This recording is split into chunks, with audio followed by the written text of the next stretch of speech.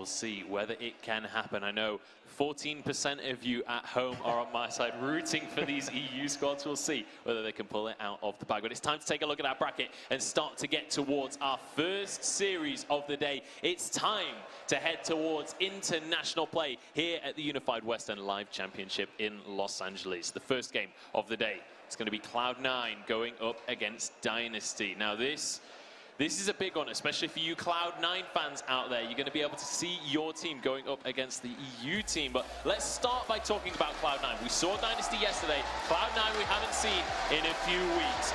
Talk to me about this team. What is their identity? What do you think when you say the words Cloud9?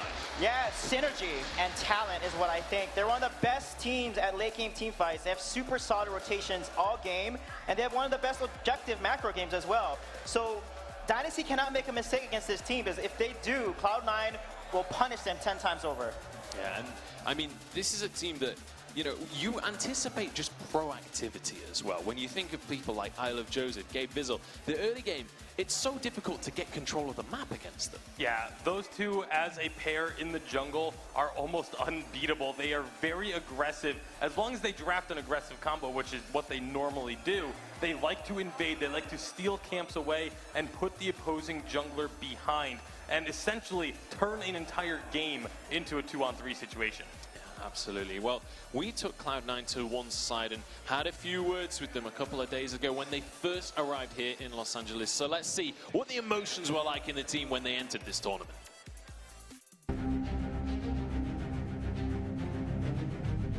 After winning the Unified Live Championships, coming into the next season, we wanted to take it down. We didn't want to exhaust ourselves that much until we came to this point where we're at the Unified Live Championships again, as where we're going to start sweating. I think that NA teams are just really competitive, so like they're like constantly driving to like be at the top, like all the teams. Like everyone has like this like one thing that they're really good at, and like the competition level is like a lot higher. TSM is probably the only team that can beat us consecutively and on a consistent basis. But I don't know, when we come here, I think we can do a lot better. I don't really feel pressure coming to this tournament. Everyone believes that TSM's going to take it, so if anything, that makes me more hungry for the win. TSM's in the team house, so they get a little advantage off that because they're together. Not a little, it's a pretty big advantage, honestly. They're all together in a team house playing in person, whereas us, he's from San Francisco and he's from Texas, so we have to use comms to communicate with each other. All Wi-Fi is different, it's not the same. So, you know, whenever we come together in person, we do a lot better. I think when we get together, we're the best team, like, in the world. When we get together with the best team in the world, and clearly a team that is hungry for victory here. They've been usurped in the regular season by TSM, but last time we were at a championship, they were the ones to take the title. It's definitely going to be a lot of pressure on their shoulders, but they've got to get through Dynasty first. Let's talk about their opponents now. Dynasty Gaming coming in from Europe yesterday. They managed to take their series against Clash in fairly one-sided fashion as well. But let's talk about this team, because it's not really the same Dynasty as what we saw in the regular season. With Tricky joining the roster, it feels like a very different squad. Yeah, this is one of the most interesting dynamics I have ever seen on a team, is Tricky coming into this squad as their substitute and almost taking over. He's their shot caller now. He is the leader in the draft. He has basically almost become like their new captain. Although Mowgli is the official captain, Tricky is the one that is the vocal aspect of this team and has really helped to bring this team together, even more so than we saw in the regular season. And also Riku Meza, he's an unknown European talent. He definitely showed up yesterday. There's not as much information on Riku than say Old School and Gabe and Joseph. So I feel like their trump card is Riku and what type of jungle rotation he's going to play and the type of hero he's going to get, so that they can basically surprise Cloud9. Yeah, it's going to be interesting to see how they're going to come into this draft, what the preparation is going to have been like, and the draft is underway. It's time to start our first game of day 2, our first international game. Yeah, and the draft has been interesting with Dynasty. They tend to ban a carry on A side, has been Vox and Blackfeather. So are they going to change it up versus an NA team like Cloud9? Maybe change it to Adagio. I don't think it's something they need to change, because if you look at Cloud9's draft, Vox was in 22 of their games that they played. Their next highest pick was 12 on Koshka. So they played this Vox every single time if it was available. So I wouldn't be surprised if Dynasty just go ahead and take that off the board. Yeah, would not be surprised by that one at all. We'll see where they do want to go with this first ban of the draft, and also how Cloud9 is going to react to that one. Obviously, Dynasty starting off on this A side, and we've seen yesterday A side and B side drafts differ dramatically. Yeah, Dynasty has banned Vox twice out of the 4 games they played yesterday, and Kestrel twice. Well, so Grace actually come as a ban, and Saul is banned by Cloud9. Wow. What? This has got to be Cloud9 just throwing away a ban just to leave more power picks open for them. Because they do have the next 2 picks, there is a wave of bans in between. This is them ensuring that they will have 2 extremely strong power picks. Yeah, they're going to pick up Catherine here because Catherine is such a good counter into an Idris. This is literally the hard counter into a weapon or a CP Idris. So Catherine will be picked up, and Catherine in the hands of a Gabe Vizzo, that's very scary. It certainly is, but Adagio in the hands of Old School is also a terrifying thing to see. I'm curious to see whether that will be an Old School pick. Obviously, Adagio can be flexed into that captain role as well, so kind of a very open pick as well. Wow, this is incredibly surprising that they just banned the Catherine from themselves. Instead of Dynasty, forcing Dynasty to ban a Catherine from them. So it's interesting draft strategy from Cloud9 here.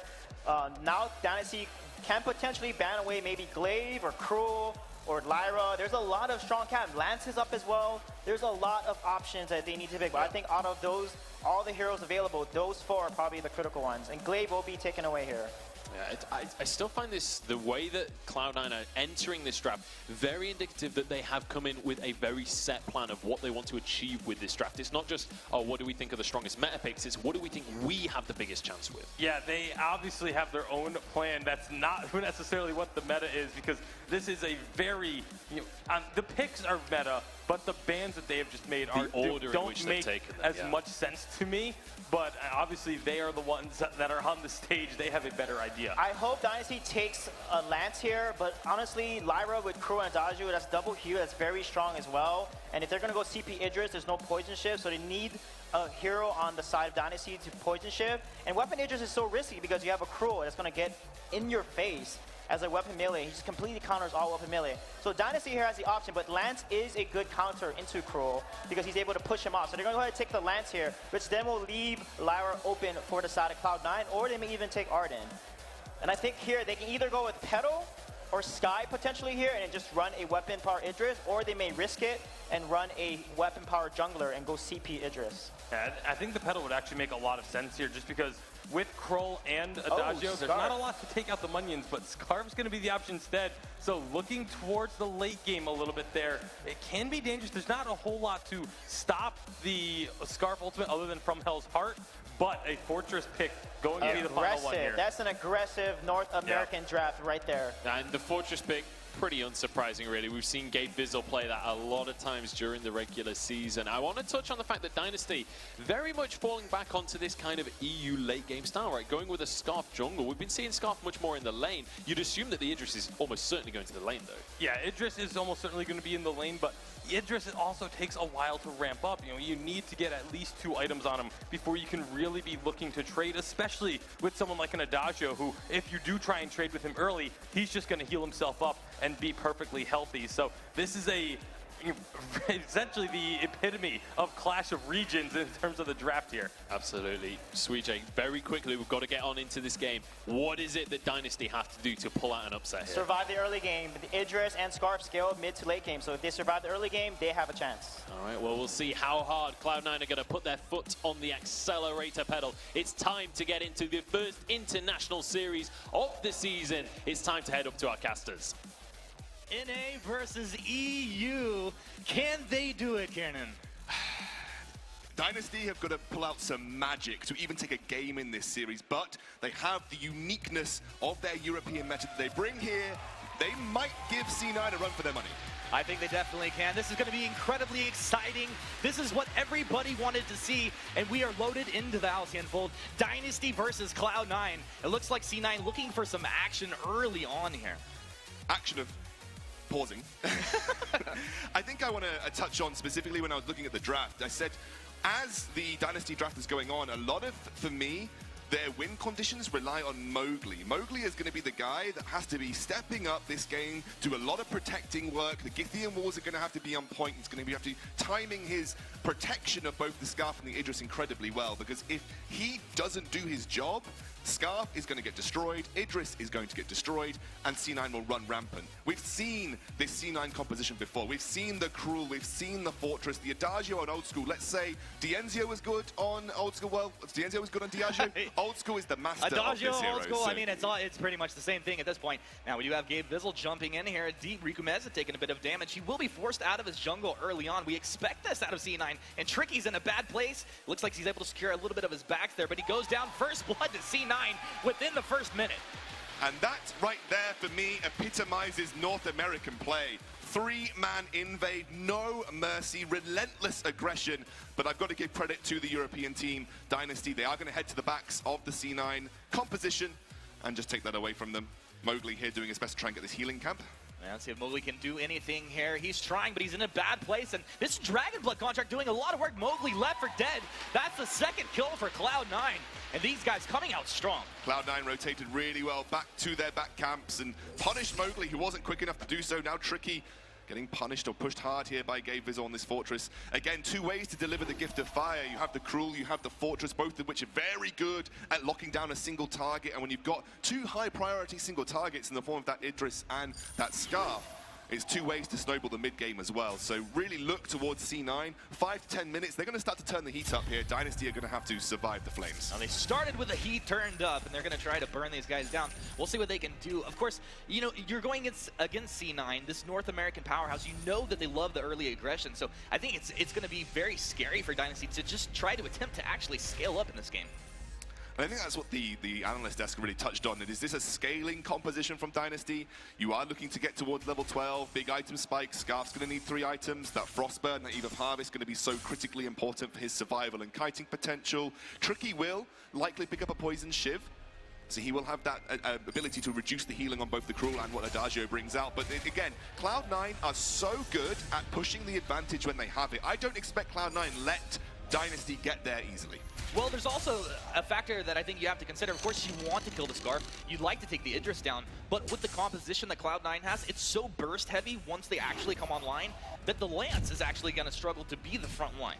Oh, absolutely. And I think it's very single target focused for C9. So if Dynasty Gaming... Nice two-man Githian from Mowgli there. Yeah, doing a lot of protection work for Tricky here. The one thing that I think Dynasty have going for them is they do have two threats that scale very nicely, 2 individual threats. C9 is a single target focused composition. Apart from the Verse of Judgment from Adagio, everything else is single target burst focused. So if Dynasty can get to a point where they are threatening both carries, equal importance, they might be able to split the focus of C9 and take them out in an AoE splash damage team composition, because you know how Scarf is good at doing AoE damage. Oh, absolutely. Now, Riku Meza, he's in a bad place. You're going to see the Cruel moving in here. Gabe Vizzle providing that movement speed, the Dragon Blood contract, everything stacking up. And another kill going the way of Cloud9. Now 3-0, 3.5 minutes in. They're going to rotate to the backs. They're going to deny more and more farm from Riku Meza. And while Tricky farms the lane, while he gets ahead of Old School, they are actually shutting down the primary late game win condition here of Dynasty. They're getting rid of the Scarf. They're denying Scarf's farm. They're denying his scaling.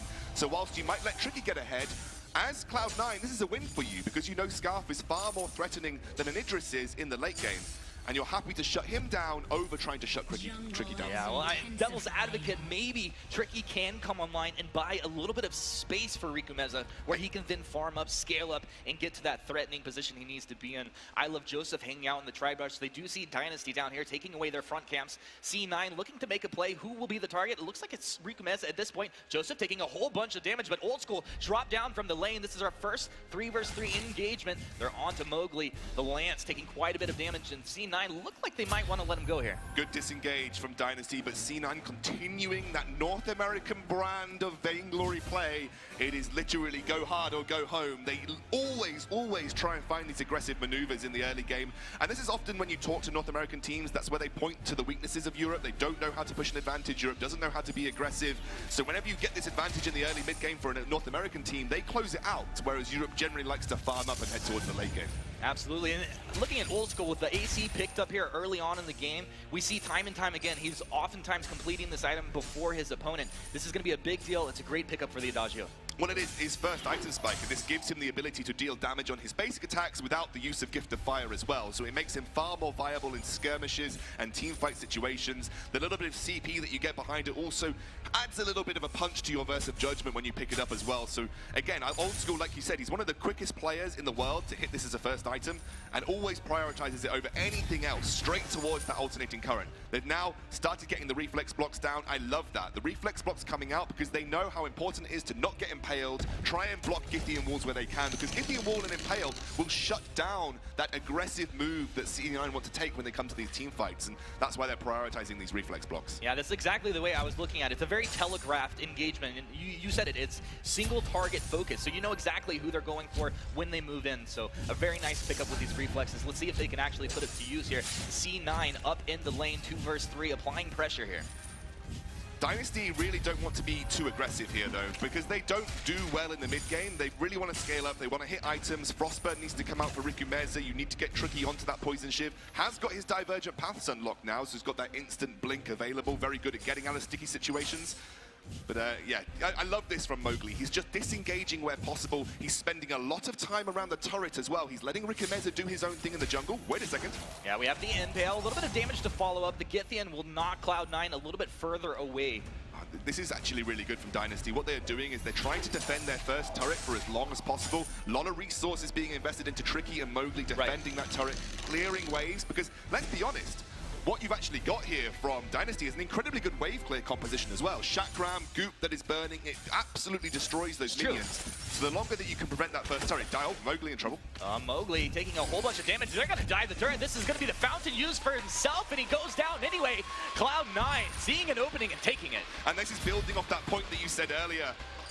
At this point in the game, Lance, while he is a good front line, he's not going to survive that single target focus if he's left to his own devices, and Mowgli couldn't survive long enough to defend that. Now it's going to be up to Rikumeza to try and clear this waves, and C9 looking to put heavy pressure onto this turret.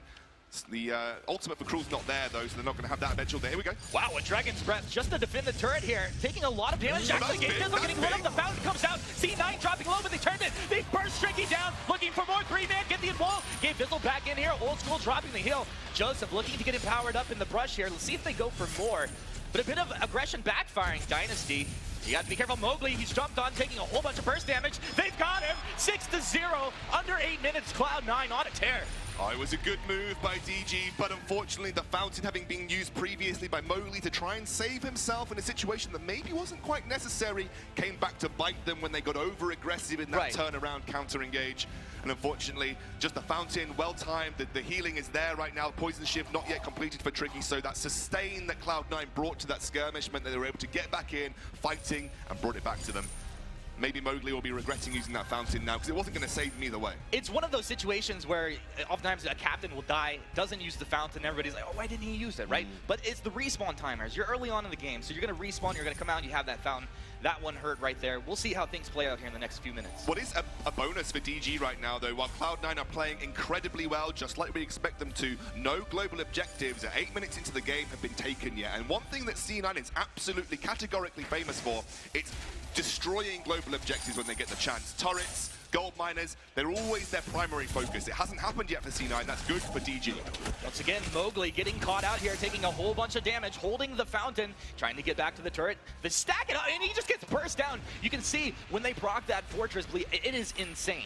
I love what C9 are doing now. They know that if they try and focus a carry, they're likely going to get battered away by Mowgli. If they punish Mowgli with the lack of defenses that he really has right now, then there's nothing to protect Tricky and Rikumeza, and they're going to go in. The pack is out. Dragon's Breath, one more trying to defend. Adagio taking a lot of damage. Tricky, he thinks better, gets back under the turret, and look at that Spectral Smite actually almost taking him down there. Dynasty have defended the turret, though. They have defended the turret, and that is the categorical importance from that fight. I love the way that Rikumeza is not afraid to use that Scarf Ultimate just to clear minions as a primary focus, to know that without those minions there, C9 are not going to get that turret for free or easily. We don't see that all the time. I really like it. I love it as well. I think, you know, he knows it's on a low cooldown. He knows that realistically it's not going to be there for teamfight damage right now.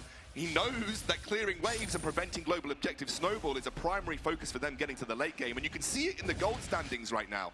It's only 1,000 apart despite the 7 kills that Cloud9 have got. It's a close game in terms of gold value. That's actually pretty crazy. I'd say that's a big win for Dynasty at this point based off of expectations coming into the series. I like what C9 are doing. They're starting to turn the handle and go for this gold mine. Mowgli, too early. Mowgli, a little bit way too early. Mowgli, got to get out of there, bud. This should be gold miner going way over Cloud9, and yes, it will be.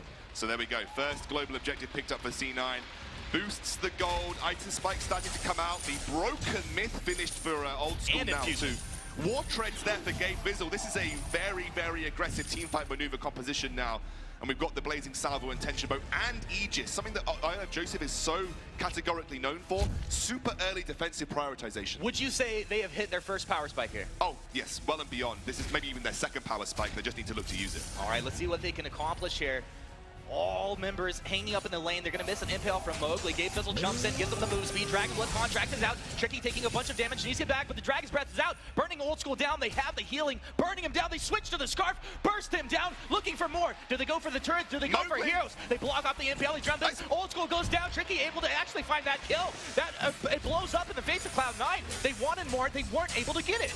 And that was set up by Rick and Meza again. The Dragon's Breath slowing everybody down, made that aggressive movement speed focused composition from C9, shutting its tracks, and then Mowgli adds the finesse and the finishing touch to allow Tricky to clean up. That's a really good defense from DG, but they're getting a little bit over aggressive once more. Mowgli does not have a fountain, taking a whole bunch of damage. C9 think twice about diving under the turret. Maybe they could have got it, but not worth it. We're 11 minutes 30 into the game. Me and Humanist were having bets on maybe how long this game would take for C9. I said 12 minutes. We're already coming up to 12 minutes, and I'm super impressed with how DG have approached this. They've stuck to their guns. Joseph's going to go in on this turret, though. That's why I said 14. Let's see what they can do right here. First turret. Oh, actually almost getting taken down by the Spectral Smite, but it still stays alive. Mowgli moves in. They're going to block off the impale. Mowgli combat, roll forward, looking for 2. Finds the Githian wall. Old School burning down the Spitfires. Quite a few Spitfires actually landing here. That one will miss. They move forward. A Shimmer Strike. They're on target. Tricky trying to find the damage. Tricky onto Old School. He's separated from his team. He's going to find the kill with the shotgun. Oh, They got Joseph! Dynasty Gaming finding 2.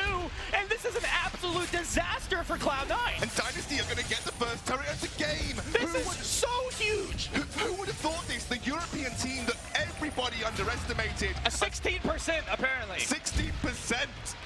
It might even been 14%. I don't even know. It was very low, but European teams somehow coming in and showing up. Look at this. Tricky, the man of the moment, making that aggressive move, knew his limits on this Idris. And I'm going to say Mowgli's use of the fountain right there was absolutely fantastic. He jumped straight onto Adagio, forces Old School out of the fight, and they capitalized with the turret as well. This is really, really good for Europe. Nobody would have expected this kind of game coming into this series. I mean, that is phenomenal what they just accomplished. What does that do to their confidence? I mean, because they obviously were kind of questioning things moving in.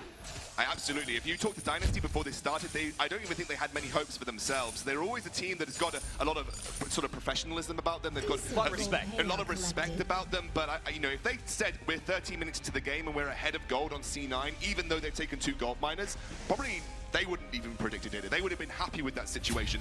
The real issue now is they have to convert. They've shut down the C9 mid-game. They've shut down Cruel's mid-game. He's going to start to fall off now. They need to be able to keep the momentum, get towards the late game, and start to put pressure. Dynasty, 5-minute impale! Attacking the pack is out! Cloud9 looking for a Dragon's Breath from Rico Meza, burning down. Old School is down! Tricky stays alive, moving back with the Shroud Step. The impale back in, a 2-man Githian. Joseph's in trouble. Joseph's going to go down. He's burning. Rico Meza stays alive. Dynasty are doing it. Is this...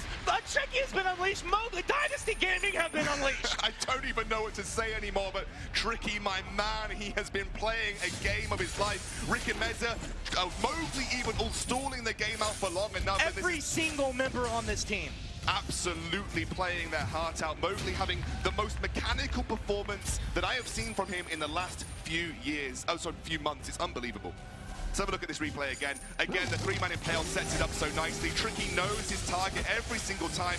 Sticks to Adagio, making it very difficult for Old School to position and find the basic attacks onto the real target, which is the Scarf. And this is exactly what we talked about at the start of the game. The split focus of 2 very, very high damage individual carries. You want to combo Cruel and Adagio. You want to have Gift of Fire, Agent of Wrath onto the Cruel, attacking the target with the Adagio basic attacks. But that's not happening because no one can focus Scarf because Tricky is putting so much pressure onto Old School.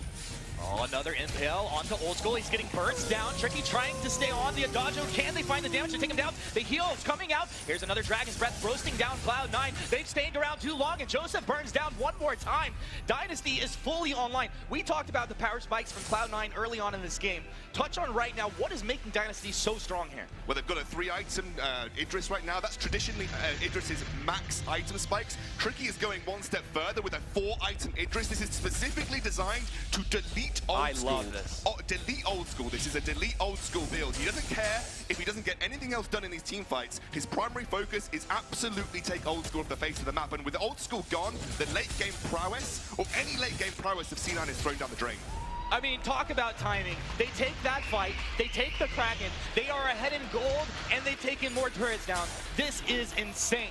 3-item Scarf completed. The late game fully online now for Dynasty. They are starting to accelerate into the lead. And if this is a game win for Dynasty, it's looking like that's what it's shaping up to be. This would be the third time, or the second time a European team has ever taken a game of C9. SK took one game last time, but Dynasty starting off the series with a win would be huge for them and Europe. These guys were the kind of dark horse of Europe. They're coming in under the radar from a lot of teams. Now, attack of the pack, jump in. Can they find a target? It focuses down. C9 attempting. They need to retreat, though. Old School repositioning. Lets out the first, but he's burning down from the Dragon's Breath. Scarf doing a lot of damage. Tricky. He's in deep. Tricky's down. Old School stays alive. They still have the Kraken. They're going to lose the choke point turret.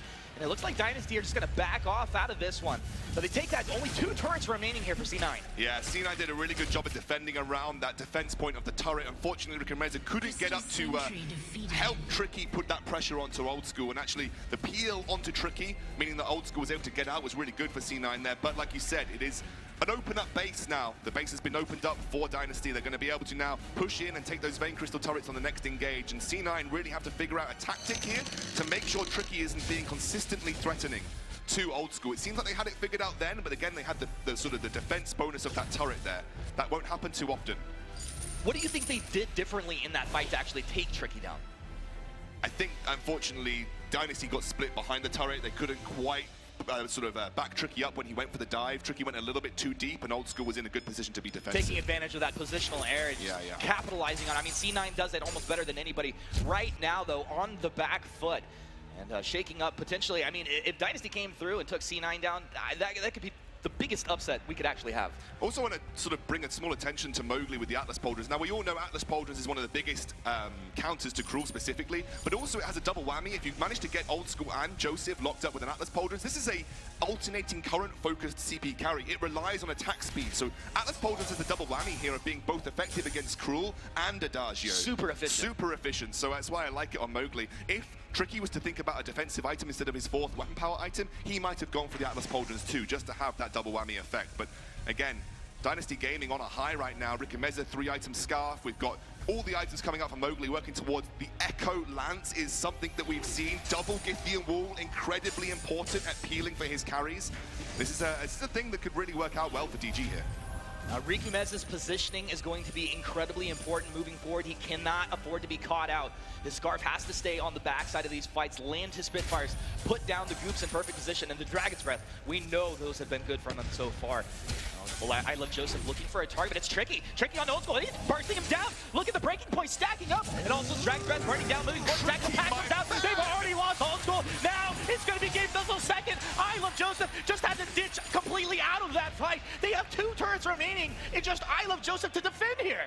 This could be the first game going over to Dynasty Gaming. What a move from them. Tricky, unbelievably aggressive, leading that team. He's the shot caller, and you can tell from the way he plays. Oh my goodness, Dynasty Gaming. Dragonborn regretting this tweet that he put out earlier.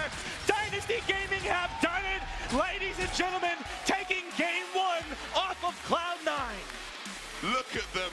Unbelievable. Woo! You can see they are so pleased. Europe is now finally coming into their own at a unified Western Live Championships. Unsurprised, the C9 composition. Woo! And FlashX said, the only team we're worried about playing is Dynasty Gaming because they're not on our radar. It doesn't look like C9 had their radar turned on either because that was a complete surprise. That was beautiful. I gotta wonder, I mean, what does this do to the mindset of Dynasty? What does it do to the mindset of C9? These guys are all professionals across the board.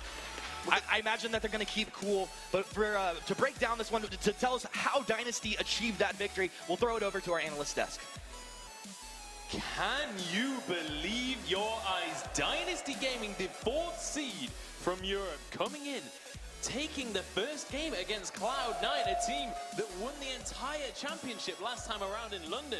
I mean, Cloud9, they even started the game off strong. They had 8 kills before Dynasty got 1. Yeah, that was just amazing. I mean, like I said, Cloud9 definitely out-mechanic Dynasty, but Dynasty won the draft in terms of late game, and then their macro play definitely helped out in certain team fights, especially at the 12-minute mark there, and it ended up in their favor. Yeah, and this was literally just Dynasty playing their composition perfectly. They knew, okay, if we give up a kill somewhere down in the jungle, we can't lose a turret. You know, there's not enough wave clear on the side of Cloud9 for them to be able to kill one of us and then go get a turret, or force one of us to recall and go get a turret. As long as they defended the turret, as long as they backed off when these dives happened that Cloud9 were trying to do and prevented them from being able to get pressure onto the turret, they could stall the game out, and those early kills didn't end up amounting to anything for Cloud9. We talk about it all the time. Early kills only matter if you get something from them. Into objectives, absolutely. Yeah, I mean, at the 9-minute mark, they only had 1K gold lead in 7 kills, and Old School was behind CS. I mean, if you look at it, at the 15-minute mark, Tricky had 4 tier 3 damage items over Old School, who only had 2 tier 3 and 1 tier 2. So that definitely hurt them a little bit because Old School wasn't able to hard carry. And although Fortress Crow is really strong into Scarf early, Scarf actually counters Fortress, especially in the late game. Those Dragon's Breath needed to be canceled, but they were not. And as soon as they got off and they comboed it against a Dodger or Cruel, Cloud9 just started to fall. And I don't want to fangirl too hard here. I am the EU guy on the desk, but these next 3 plays are where Dynasty started to take control of this game. And honestly, at this point, I was terrified that they were overextending, but they turned this fight into something beautiful. Yeah, we were sitting here watching the game, and during Tricky dive again, it's just don't overextend, don't overcommit, don't overcommit. And then he gets 2 kills, and it's like, okay, he didn't overcommit. But it was just so well played from Dynasty again, just that patience that they were able to have, knowing that they could weather the storm as long as they didn't give up objectives. Yeah, that 12-minute fight was a turnaround. This was the second turnaround fight, the triple root, and then another root by Mowgli here to secure 2 kills. This gets them the second turn. Look at that, Mowgli literally hard carried that fight. Yeah, can we just talk about how much Mowgli stepped up from yesterday to today? You know, we've been discussing how the teams looked yesterday, and Mowgli was the weakest link for Dynasty by a large margin yesterday. But today, he absolutely stepped up in a big way. And also, you have to give him right. He's against Gabe Fizzle, like renowned as the mechanically best captain in the world. And he steps up to this level. Like, this is Mowgli going Super Saiyan at this point. And then you can see these are the later fights. This was the fight where Dynasty actually ended up losing a member. Yeah. This was just because they dove underneath the turret, you know, get kind of caught beneath that choke point turret. It's really easy to make mistakes here. This is the easiest turret to defend in the game for a reason. But thankfully for Dynasty, it wasn't enough to give Cloud9 any foot and get back in the game. Yeah, one thing, I wish Old School used the Dodger up more often. I didn't see him use it at all when he had the level 6 power spike. There's a lot of opportunities to actually leverage that ultimate because it actually stuns. And also, they needed to focus Scarf. Scarf did not have any defense. Scarf had a reflex block and 3 damage items. They need to just dive the Scarf. Don't try to kite Idris. Just go onto the Scarf, delete the Scarf, and then deal with the Idris. And I felt like that kiting and splitting up really did not work in Cloud9's favor. Yeah, and that fight there was one of the most important calls of the game, and it was Tricky knowing that he could be aggressive, realizing Old School doesn't have any armor or doesn't have enough armor. I can dive this backline and force this fight to happen. And just an exceptional play. And honestly, you got to talk about morale now, because if you're Cloud9 coming on into this one, if you're Gabe Fizzle leading this team, you expect to be the favorites. You expect this to be a relatively easy matchup. I mean, at the same time, I think there's also, you don't really have to worry about the mentality too much, because it's very easy, I think, for Cloud9 to look at that and just say, okay, we just had a bad draft. Like, I fully believe that this game was lost in the draft. Dynasty had a stronger composition. As long as they played their composition properly and didn't make mistakes, they were going to win this through the composition. Yeah, I don't think they had a bad draft. They need to play their draft. Fortress does not kite. Fortress dies. Focus one person. That's the strength of Fortress and Cruel and Adagio. They were doing that. No, they weren't. They were doing that early. They had 8 kills in the first 5 minutes. The 12-minute mark, they split up. Old School split up to focus Tricky, and then Cruel went on to Scarpin and Lance. And Cruel has no chance against Scarpin and Lance. The three of them do.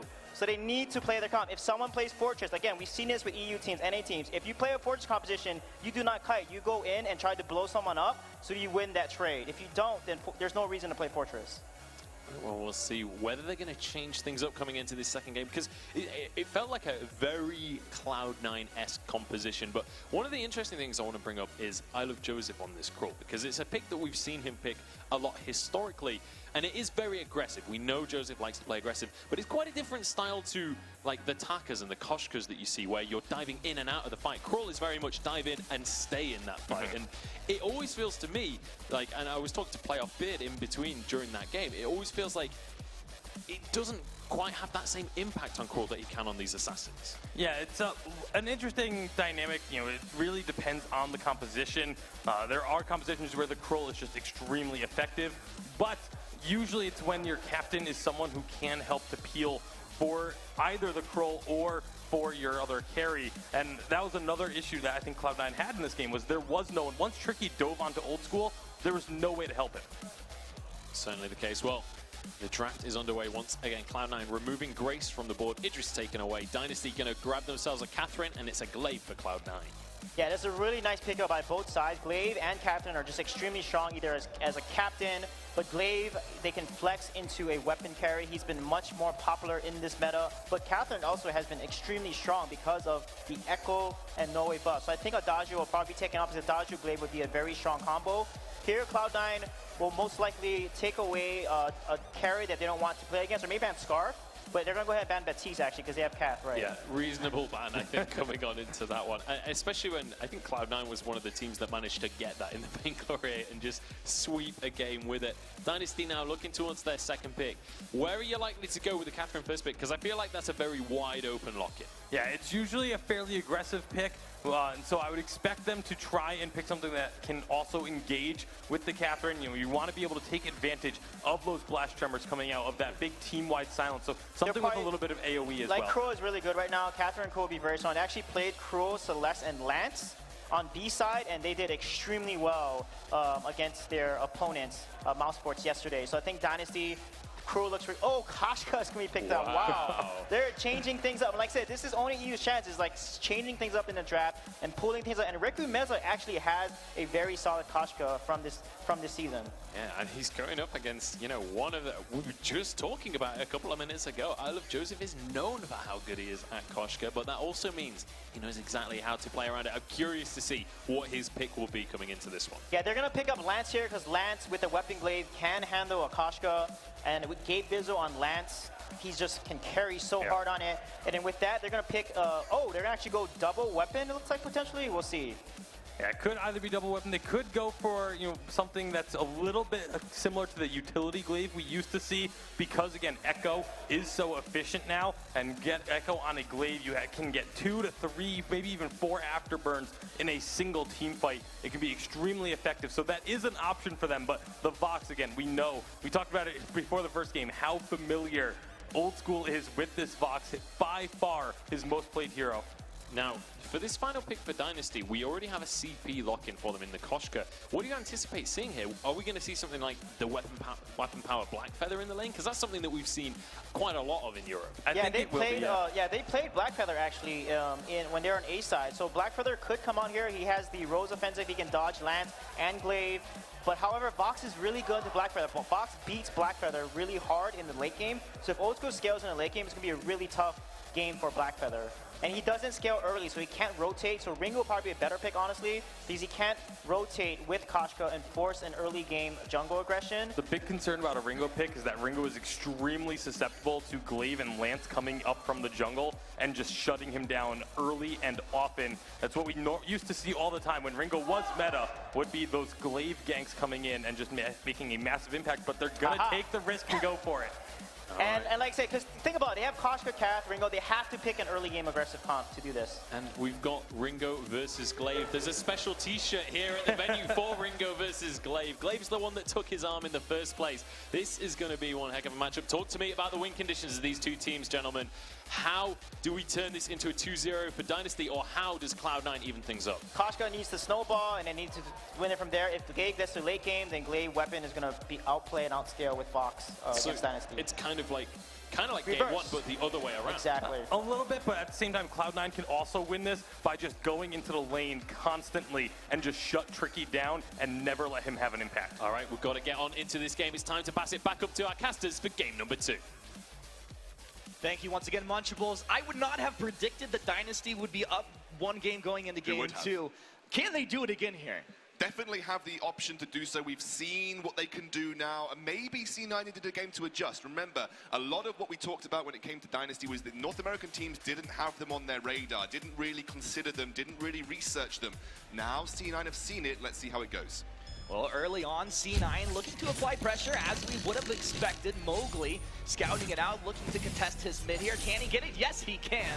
He'll get stunned up for his troubles, but a very early win here for Dynasty. Absolutely Tricky pushing this lane in, looking to try and punish. I do like that C9 are rotating to lane.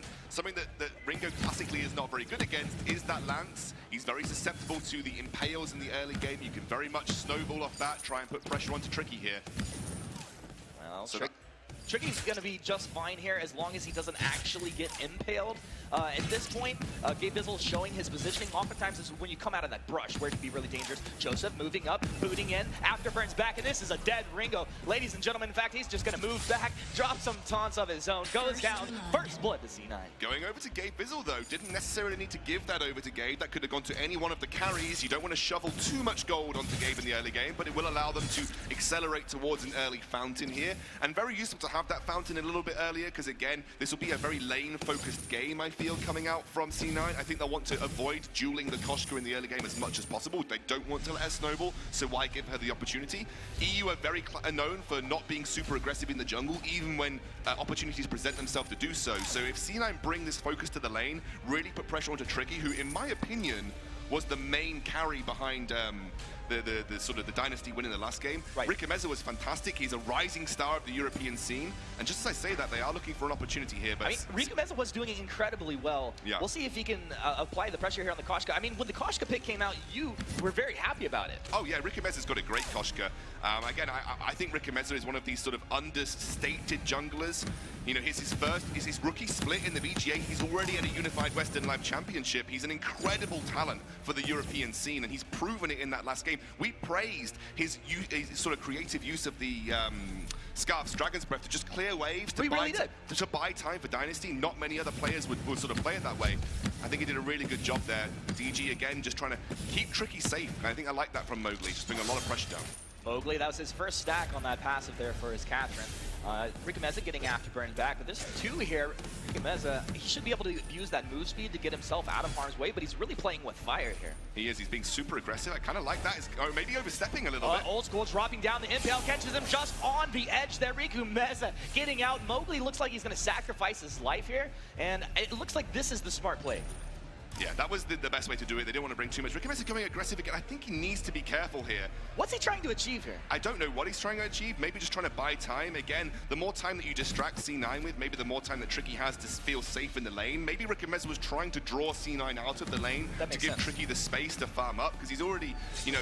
He got the Elder Tree and Rico Meza! I mean, when we talk about this guy being an up-and-coming star, it is for good reason. Now he moves in, he's gonna get stunned up. The MPL catches him as well. Mowgli's there. He jumps to Old School and right back. Joseph almost dropping. Actually, he may. It's Mowgli. He moves in. Joseph juking back to the other side. He gets stunned up. Mowgli's going to go down. Joseph gets out of there. Oh, Mowgli will go down. Yes, he will. Right at the end. Old School getting the last hit now. 4-0, 4 minutes in, Cloud9. Similar story to the last game. Cloud9 had this kind of advantage going in previously. I'm not sure what Ricky Meza was trying to achieve there. Again, the only thing I can feel of it is that he's trying to be an aggressive jungler, trying to bring an aggressive style of play to the European jungle style. But that was a little bit too over-aggressive. You always have to have outcome in mind when you make a play in Vainglory. I didn't really feel like he had an outcome in mind there, bar drawing pressure to him in the jungle. Yeah. Because he just basically baited Mowgli to die twice, which is not good for Dynasty. The moment you see Old School drop down, you realize, okay, that's You've not gotta the back efficient out. play, You've gotta right? back If out. you're drawing the lands down, I think it makes a whole bunch of sense the way you had first described it. It's allowing Tricky to actually have a whole bunch of free time. He's farming pretty well at this point. Again, Tricky on a carry like Ringo, he's going to strictly out-damage the Vox. Vox, at this point in time, is not a super high DPS carry. What Vox brings to the table is his sustain and his ability to kite. Ringo will always out-damage Vox in pure DPS. So maybe they're saying, well, Tricky was such an important factor in terms of our DPS in the early game last time, or DPS even in the mid to late game last time. Let's get him a safe laning phase. And even if Koshka starts to fall behind, we know that she spikes with an aftershock. We know that she's going to go to Broken Myth and then just go tanky. It doesn't matter as much if we get Koshka kind of on the same level, not strictly behind, but not quite snowballing. That's the only thing I can think that DG are trying to do here, because otherwise it doesn't make much sense, this sort of untapered aggression that they have. Yeah, well, it looks like they definitely have a method to their madness. And at this point, I also want to point out Tricky's positioning has been really good. Not only are they drawing the lance down into the jungle, Tricky's hanging back and on the top side of the lane. So you can see where he's actually positioned. It's very hard to land an impale out of the brush onto him. Let's praise Old School, though. His rotations out of lane have been swift and decisive, which has resulted in... Impale lands, Old School's there, the afterburn. Tricky, you're in a bad place. Tricky down one more time. That's what C9 needed to do. We talked about it quite frequently. The analyst desk said focus the lane, to start to put Ringo behind. He's susceptible to the likes of Afterburn and the Impale early on. It is looking like it's going to be a double weapon power build coming out. It is going to be the tension bow here for Isle of Joseph. We might see a bone saw for Old School later on into this game. Armor will be coming out in bounds, you feel, here for the Dynasty squad as soon as they can get their hands on it. Do you like this double weapon build? I mean, sometimes we talk about the idea maybe the Glaive will go a different build, but there's a lot of burst here. I think that's the key to the game. Rickameza is fine, you know, happy in the... Wait a second. This could be a 3v3. Tricky moving down. He has his Sorrow Blade here. They're on to Old School. The nice block on the Yummy Catnip moving in. Rickameza dropping low. The Fountain keeping him alive. Mowgli does not want to commit. You have the Crystal Sentry over there. Are they going to fight over this mid camp here for C9? A Hellfire Brew connects onto Old School. Tricky still at full health. It looks like that's actually, I didn't see it. Old School got it. Rickameza back in. They trade 1-for-1. Joseph dropping low. Joseph crits him down, finds the kill. They did not want to lose Tricky, but they did. Mowgli living on just a sliver of health. He's going to back off. Gabriel's looking to hunt this one down. He's heading into the DG side jungle, but we'll just back off as the Crystal Sentry start to do some work. Joseph will get a forward camp for his troubles. But C9 still unable to capitalize on these skirmishes. It's something that the Dynasty have been doing is they've been drawing C9 into positions where they're fighting, but making it so that they've set the lane up so that it's hard to capitalize. It's hard to then go for Goldmine because of how equal these team fights end up being in terms of health output. So again, C9 are not getting something that they are famed for, which is this global objective focused gameplay in the early stages of the game. It's getting to 8 minutes again and there's still the first turret standing. This is not the classic C9 that we've seen throughout the course of the regular split here in North America. Yeah, well, classic C9 could rear its head at any moment. And we heard Gabe Bizzle talking about how maybe they took a little bit of a break and then work hard coming into the championship. It could just take a moment for them to get on fire. Oh, an impale right into the crit! The afterburn! Can they find Mowgli as well? Mowgli didn't even have time to press his fountain. There it is. It still goes down. That was a self-fountain. He still dies. C9, Gabe Bizzle able to live, and the turret taking a whole bunch of damage. Rickameza, no Dragon's Breath to defend this one. I was about to say 8 minutes, no turret going down, but it looks like that could be the case. Rickameza stuns up, chopped down, 10-1. There we go, 10-1. First turret of the game goes over to C9. Just as I was saying, it's 8 minutes and there's no turret going down. Business as usual does resume. The wave clear not quite as good here for Dynasty. They don't have the ability to stall as easily. I think they are disrespecting this double weapon power composition. It's specifically designed to burst Ringo, a low health carry that doesn't classically build a lot of defense in his kit. That's exactly what you're trying to get here as Cloud9. Root up this Ringo. Two-man Githian. Gabe Bizzle landing these abilities over and over. Now Tricky looks like he's in a rough place. Isle of Joseph had already used the afterburn, so he would just knock Tricky further away. Another impale landing onto Mowgli. Rickameza, two-man Githian. Gabe Bizzle one more time landing these abilities. They're going to block off the blast hammer. Mowgli's trying to buy time, and he goes down. C9 feel like they're in complete control. C9 have started to ramp this one up. They've been playing to exactly their win conditions in these team fights, put pressure on Tricky, but Dynasty have been all sorts out of position from the very early untapered aggression in the jungle to Tricky taking some interesting and aggressive moves to try and take a forward healing tree on when he didn't need to. Dynasty don't seem to be as focused as they were in the previous game. Has the excitement and the expectation of a win got to them? Are they sort of going to be frayed around the edges here? I mean, coming into this, we knew that C9, one of the best teams in the world, so we expect this kind of performance out of them. Dynasty have shown that they can go toe-to-toe. I'm not surprised at the outcome thus far. I think one thing that we should keep in mind is that while this Ringo has been killed a few times, his farm's not that far behind. He's still going to have an impact as we get into the mid and late game, and he can still burst down any hero from C9 if he's able to lock onto them without being killed himself. Yeah, he's going to get a reflex block soon, you feel. That's been one of the major issues for him in these team fights. It's been too easy to lock down with CC, and that's been really hurting his survival. The reflex block does come through, but item spikes are starting to open up for C9 here. Nearly at the Sorrow Blade for I Love Joseph. You've got the double item spike with the breaking point Sorrow Blade for Old School. A bit of a more older build on this Vox. Wait a second. Moves in, they're split. Gabe Bizzle, he's gonna find the impale. Yummy Cat and Frenzy blocked off. Tricky on the run. The Blast Trimmer connects, but they've already lost their carry. Now they look for more. Riku Meza, you are in a dangerous place, my friend. Doesn't have the movement speed. And impale onto Mowgli. Looks like they'll lose the Catherine. They definitely are gonna lose the Koshka. Gabe Bizzle wants some. He gets some. That's an ace. And this is Cloud9, 14-1 at 10.5 minutes.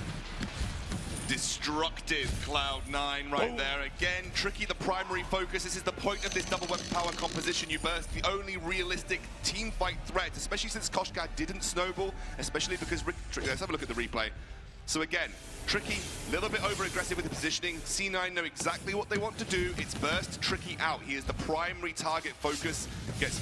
Actually got a resonance bounce that takes him out at the very end there. And once Tricky's down, because the Koshka didn't snowball, she's not a significant threat in these team fights. She's not someone that you're going to be super worried about bursting your carry out because she just didn't snowball at all. So once Tricky's down, his team fight wins. Oh, we're going to have another fight here. Yummy Cat and Princeton coming through. Blocked off one more time. Riku Meza, you are in a bad place. But they drop Joseph. Now they still have a 3 vs 2. They'll lose one. Tricky's there. Mowgli tried by him, and he's got it. It's a bloodbath. Mowgli, can he stay alive? Gabe Bizzle's got to get this one. Scoundrel, can Mowgli pull a hat trick here? I don't know if he can do it. Oh, Gabe Bizzle's got him. Another ace. Over a kill a minute since, I don't know, 8 minutes into this one. 17-3. Gabe Bizzle's lance is definitely something to behold, and he has been playing at an incredibly. Those Scythian walls have been on point every single time, but there is hope for Dynasty. That was a 2 for 3 there, so it was almost an even trade in that fight. Tricky working towards what I assume is going to be a Bonesaw. I'd be surprised if it's a tension bow at this stage in the game, but the armor pierce will start to open up. Gabe Bizzle will have to be on point with these Atlas Pauldrons to shut Tricky down. Tricky will also have to be using his reflex block correctly. If he can position to avoid CC, using that reflex block to block the Atlas Pauldrons could be very influential in these fights. Yeah, he's going to have to be able to block off. I mean, the CC has to be blocked, but the Atlas Pauldron also has to be blocked for him to have an impact. Immense gold payout It's going to be 208 gold each going over to C9, just building up on their net worth advantage. Bonesaw's come out now for Old School, which means if he is able to land at least 3 or 4 basic attacks down onto Ringo, that coat of plates is going to get shredded, and Joseph will have the burst damage necessary to look to finish him off. The more and more armor the DG squad build up, the better and better it is for them, but they need the gold to do so. That's something that they're going to need to stall out for. And Riku Meza, again, like we said, he's not even hit that Broken Myth right now. He's gone for the Atlas Pauldrons. His damage output at this stage in the game is very, very low compared to where it should be. I think, to that point as well, that Tricky also wants to have his boots active when they get into these fights, but he doesn't really have that extra gold to put into the damage that he needs as well. Mowgli dropped the Blast Tremor. It's blocked off. Wait for it. Coming through. This is Mowgli trying to keep Riku Meza alive with a fountain. Can he keep him alive long enough? Old School kiting back. He's done a great job thus far. Riku Meza first to fall. They're going to trade it for Old School. Now looking for more. That's going to be the Ringo going down, and another ace piling up. C9 just a matter of time. Wow. They just dismantled, just picking Dynasty apart at this point. Dynasty have got zero vision on the center of the map. They overextend past the midpoint. I don't know what they were thinking at the start. Obviously, Gabe Bizzle, the king of Crucibles, gets a great block in the Blast Tremor to start things off, but again, I just don't think Dynasty are in a position to make these kind of aggressive plays on the map. They are just too far behind. This is a stalling game for Dynasty right now. They need to get the armor behind them. They need to get Broken Myth on Riku Meza before they can even think about fighting.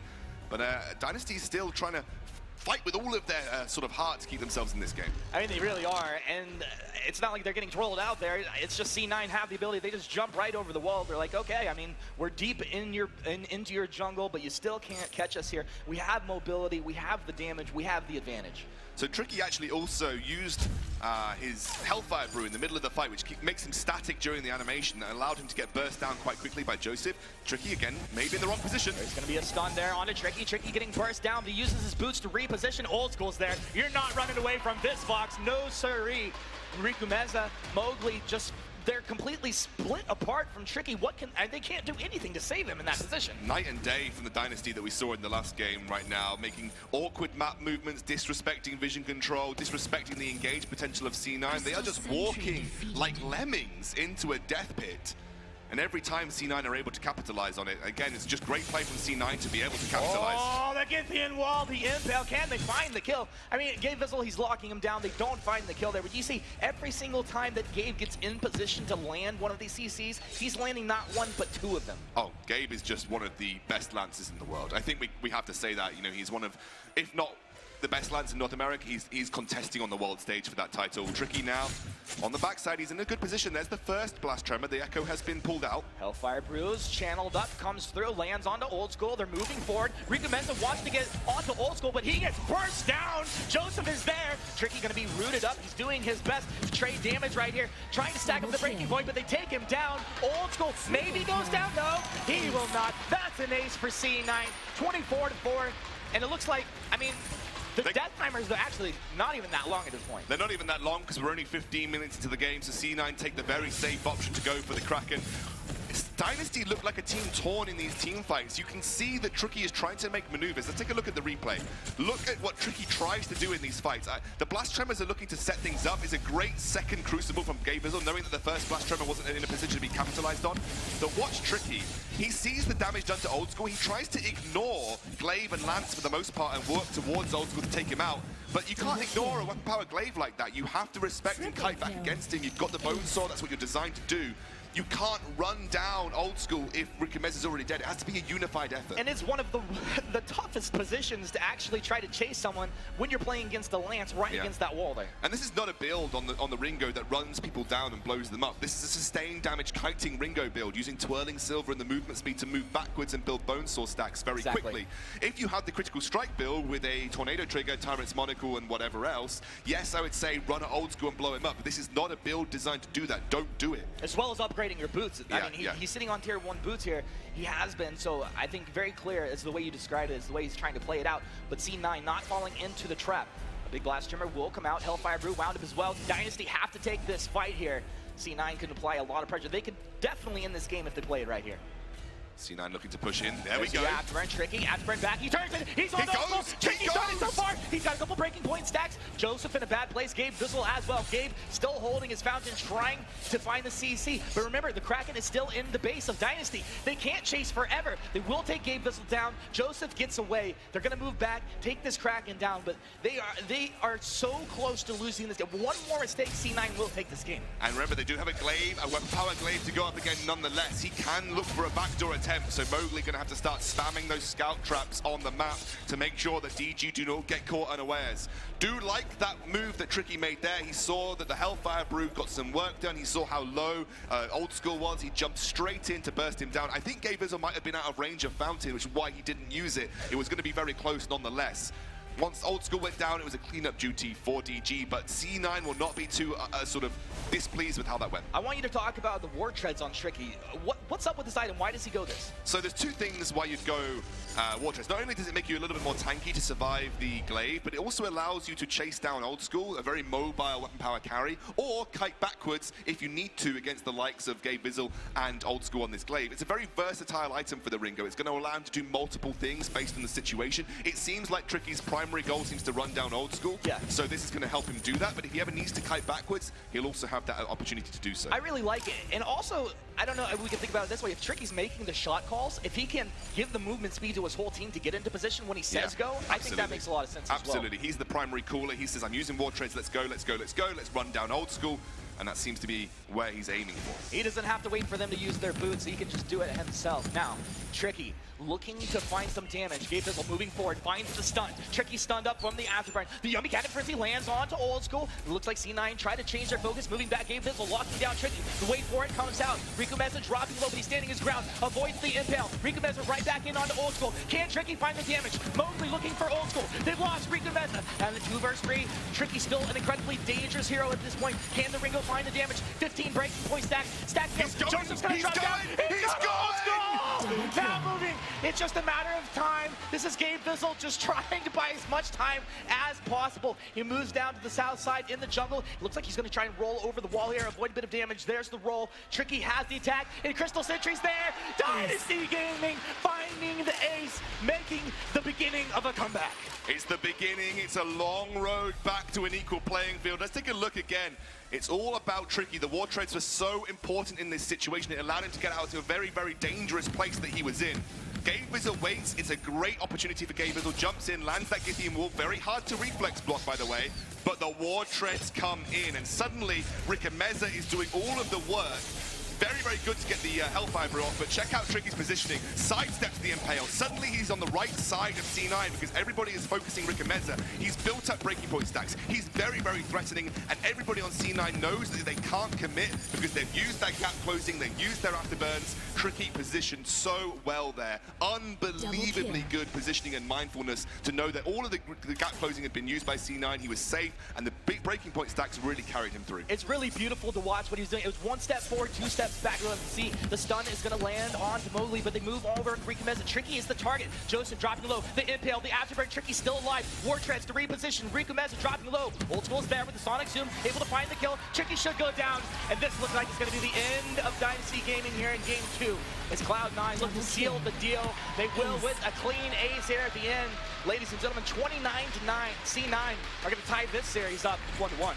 C9 finally found that primary objective of bursting the Ringo down, threatening him. If you can keep that threatening presence onto Tricky, make it so he can't make positional moves like he did in that last game, or that last fight even, it's going to be a lot easier for C9 to win these fights. They do so and level the series 1-1, but again, Dynasty showing a little bit of fire in their roster.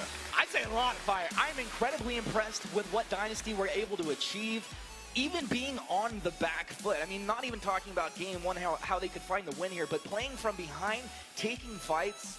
This is a dangerous animal. C9 cannot let their guard down here. It's 1-1 right now between these two teams. Again, Dynasty showed they have the potential to go toe-to-toe. We'll see if they can continue that through these series. All right, series tied up 1-1, and with that, we'll throw it to the analyst desk. Tied up 1-1, and Cloud9 managing to equalize things. They had a dominant early game, similar to game 1. This time it took a lot longer for Dynasty to have any real impact in the game. Later on in the game, though, Dynasty did come back somewhat. It did start to look a little dicey, but Cloud9, they are able to finish things off, and they're able to tie a bow on top of this game. Yeah, and this time, Old School actually focused on CS in lane. He's able to carry, get his items, get that power spike, and then they just snowballed it so hard. I mean, they were up 9-0 and had such great plays, and they diving under turrets. That is the NA aggression that we want to see, and they paid off really well for Cloud9. Yeah, and I think most importantly, they actually managed to get that first turret this time around. Yeah, it took a little while, but they were able to take that first turret down. They were being very aggressive, and you know, Dynasty, they were playing very similar to the way they played in game number 1 of, you know, allowing a couple of kills to go through in the jungle as long as they could keep the wave pushed up in the lane, but unfortunately, they just didn't have the late game scaling that they needed to be able to fully take advantage. Yeah, and another thing too from Dynasty is a lot of the fights were in the jungle, and they did just a lot better usually in the lane, but you cannot fight a Lance in the jungle. There's a critical fight at the 15-20 mark where Mowgli silences twice, and they're trying to force and pick a fight against a team that's ahead, and it's a Lance in the jungle. So you can see in the lanes, a lot of the fights were a little closer and worked out in their favor slightly, even though they were behind. The lane fights actually worked in Dynasty's favor a lot better than jungle. Yeah, absolutely. I mean, once we got to the later stages of the game, you could see Tricky had so much space to kite around. He had so much space to use to his advantage. And these later game team fights, obviously, this was whilst Cloud9 was still managing to take control of the situation. Actually, this one was the incredibly close fight. Yeah, I mean, down the stretch, almost all of these fights were incredibly close. But it was, you know, when they were fighting in the lane, like SPJ was saying, you have so much more freedom. It's much easier to maneuver around a Lance and prevent him from shutting down one of your carries if you're in that open space that the lane provides. Yeah, and these next few fights were They were the ones where Dynasty actually started to find an opportunity for themselves. And honestly, they had no Vein Crystal turrets remaining either. They still managed to somehow kind of get some kind of grasp of this game. It felt like too little, too late, though. Yeah, this is a critical 15-minute fight there where Dynasty is forcing a fight in a jungle area, and then they're able to focus and kite down Riku Meza immediately. And then look at Ringo against the wall. He's not going to be able to do much. Afterburn into the wall, Githian walled, etc., and CC. But you can see the fight's still close.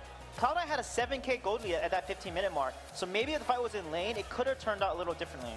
Yeah, I mean, Joseph's health bar was incredibly low towards the end. Yeah, and then as we continue to see more and more of these fights breaking down, when they're in the lane, they have that freedom. They're forcing Cloud9 to have to play a little bit more defensively, and this one was so close to actually ending the game. There's one play coming up here with this Hellfire Brew, very nearly canceled, just a split second away from canceling the Hellfire Brew, but it was so crucial because there was no more reflex block to prevent that damage and burning from going through. And you can see this fight was critical because Cloud9, I don't know, for whatever reason, decides to focus Mowgli, so they waste all of their abilities, the Afterburn, the Lance, Githian Wall, and the Roots.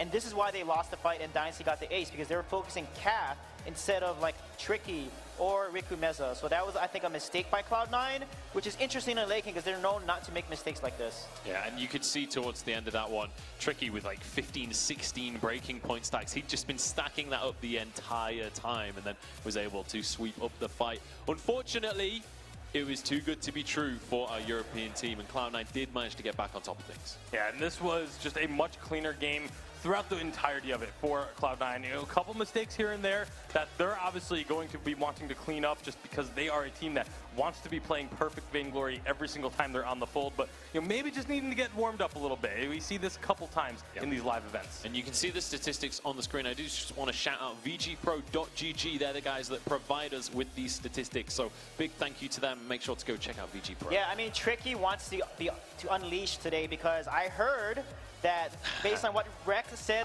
in London, as well. Yeah, based on what Rex said, he's like, EU's easy, and Rex is on Cloud9, so he actually stared Rex down here at the event so that he can prove that EU can stand a chance. And he actually, after game one, Tricky's like 2 more to go. So can they pull up? Can Tricky unleash himself and maybe pull off something against Cloud9? I mean, Tricky has been playing a blinder in this series so far. His mechanics have been on point. There was a couple of moments, though, where we need to see reflex blocks maybe coming in, perhaps just earlier in the game, because definitely those early fights in this game, it felt like if Tricky had a reflex block, this Lance wouldn't have been as effective. Yeah, I would also like to see Dynasty, even though we talked about NA versus EU playstyles and how we usually prefer the North America style, I want to see Dynasty actually stick to a little bit more late game focus. Not entirely, don't go all in on the late game, but they've kind of exposed a little bit of something here in Cloud9 in that if you can give up a couple of kills in the jungle, as long as you're able to control the wave management is so important, and keep that first turret up. If you have a late game focused composition, you can build into that late game and start to turn things around, and that, I think, is the key for Dynasty. The big question, though, if they go to the late game, is Dynasty's late game shot calling. We've seen them make mistakes in the late game. We've seen them throw games good enough before. in game one. It was good enough in game one. We'll see as this series continues. I love Dynasty. They actually change their draft up almost every time. They are banning Glaive this time, and now that allows them a first pick Idris, with Grace being banned. And now Cloud9 should take Catherine here and not, don't ban it from take a dodge and ban Catherine. Don't do that. Take Catherine, force the Baptiste ban, and then ban like Lyra or something that you don't want an Idris with. Yeah, this is going to show if Cloud9 maybe learned from previous mistakes, because everyone knows that Catherine is arguably the best pick into an Idris. That's one of the strongest counters. You can shut him down incredibly hard, but they're going to go for an Arden here instead. That's a very interesting pick, and this is the 3rd time now that we've seen a North American team first pick Arden on the B side. This is something that we saw from Europe all the time in the regular season. They had this massive priority on Arden, but Cloud9 again banning the Catherine away from themselves. I assume once you have the Arden, it makes a little bit more sense to not want your opponents to have the Catherine, but it baffles. I am absolutely baffled as to why they are not just taking the Catherine when there's an Idris on Dynasty side. Yeah, that baffles me too, because Catherine is such a good counter into an Idris, and then it forces your opponent to ban a Baptiste. So you have a much more predictable draft strategy coming into this. So Dynasty, are they going to ban away potentially the Baptiste here, or are they going to ban away Cruel? So Cruel will be banned here. Yeah, I mean, Krull has definitely been one of those junglers that's just so impactful in the game. And Vox will be the lock-in for Cloud9. So nice comfort pick coming in there for Old School and basically for every carry in the entire Vainglory, to be honest. But now Dynasty, they've got a double pick to work. Yeah, I mean, Lyra's open, and Lyra is actually good into Arden. Lyra slightly counters Arden because the Bulwark disables his Vanguard ability, that disables his Blood for Blood. He cannot Gauntlet in a Bulwark. So if Mowgli plays this properly, they can outplay Gabe's Arden. Not only that, but one of the key things about the Vox Idris matchup, this is a matchup we've seen a lot where it can really go either way depending on who just gets the first engagement. And if you can jump onto the Vox, if you can portal in with the Idris jumping on him at the same time, prevent him from being able to use that Sonic Zoom to escape, then you can take this Vox down in an instant, especially when you pair it with a Black Feather. This is going to be a CP Blackfeather because Tricky does not play weapon lane Blackfeather, so that's why I know it's you don't CP. play Idris in the jungle generally either. Yeah, exactly. I mean, he could work in jungle, actually. We have seen a little bit of weapon power Blackfeather in the jungle over in EA, so maybe that's an option. We'll have to see what they go with. I would expect to see Idris going in there. I think Baptiste would be really solid here. It's a triple melee, or they can even go Rhyme, but actually go Koshka. Wow. So Koshka will be picked up here. That's a super aggressive composition. But however, this is risky because Lyra, CP Blacker will outscale the Koshka late game. This is Joseph saying, oh, Riku Meza, you thought that was how you play Koshka? Let me show you how to play Koshka. This is a hero that Joseph has played countless times. One of the best in the world, if not the best. Yeah, the Koshka is going to be absolutely terrifying, especially, with the Blackfeather in the jungle. Blackfeather takes a little bit of time to really get up, especially if it ends up being the CP Blackfeather. His clear speed is not that great. All right, well, we'll see how this one's going to pan out. It's time to jump into Game 3. Let's see if Dynasty have got what it takes to turn this into more. It's time to pass it up to our casters. Well, that's right. Going into Game 3 here, we do have the Koshka for C9. We know they love this hero. We'll see what they can do here. I think this is going to be really interesting for me. Both captains have been so influential in both of these games. Both Gabe Vizzle and Mowgli were some of the real key winning factors behind their team's wins in the previous games. Now you've got something that is a little bit more relaxed. You've got two almost less proactive captains and more reactive captains coming out. Both of them can have proactivity, but we'll have to see. I think Joseph is looking to make a mark on this Koshka, though. I think he will make a mark, and once again, a lot of pressure on Mowgli. Bright Bulwarks will be incredibly important. We talked about what it can do to shut down an Arden. Sometimes it feels like you can't do anything against a good Lyra. Well, it's not just the Vanguard, it's not just the Gauntlet, not just the Blood for Blood, but you can shut down the Yummy Catnip Frenzy, you can shut down the jump in from the Koshka as well, you can shut down Voxes, Sonic Zoom, plenty of things you can use Bright Bulwark here for. Yeah, well, we'll see. The crowd appears to be pretty hyped moving into Game 3 here. Let's see if Dynasty can shake things up and take Cloud9 down one more time. Ladies and gentlemen, we are into the house to unfold, and we're going to have Gabe Vizzle playing games with Mowgli early on. Mowgli with that sigil out, providing some vision and allowing him to move forward if he chose to do so. Tricky actually going around the early jungle here with Riku Meza to help him get through those early camps, like Tasty Bacon alluded to. The CP Blackfeather clear speed early on isn't so good, especially at level 1, so Tricky just doing what he can to help out, but Old School looking to punish for that. Booker Eulogy still in its incredibly good sustained state on this current update, hasn't yet been nerfed, as the live update currently has the nerf to Booker Eulogies, so often lane matchups are a little bit more forgiving, so Tricky will get away in this range mismatch a little bit more easily, and Mowgli's heal is going to help him even more so. Well, Riku Meza on the CP Blackfeather. I think this is where I really want to keep my eyes as we get into these engagements. If he's landing his on points and able to trade damage and move in for executions, it's going to be really hard to deal with.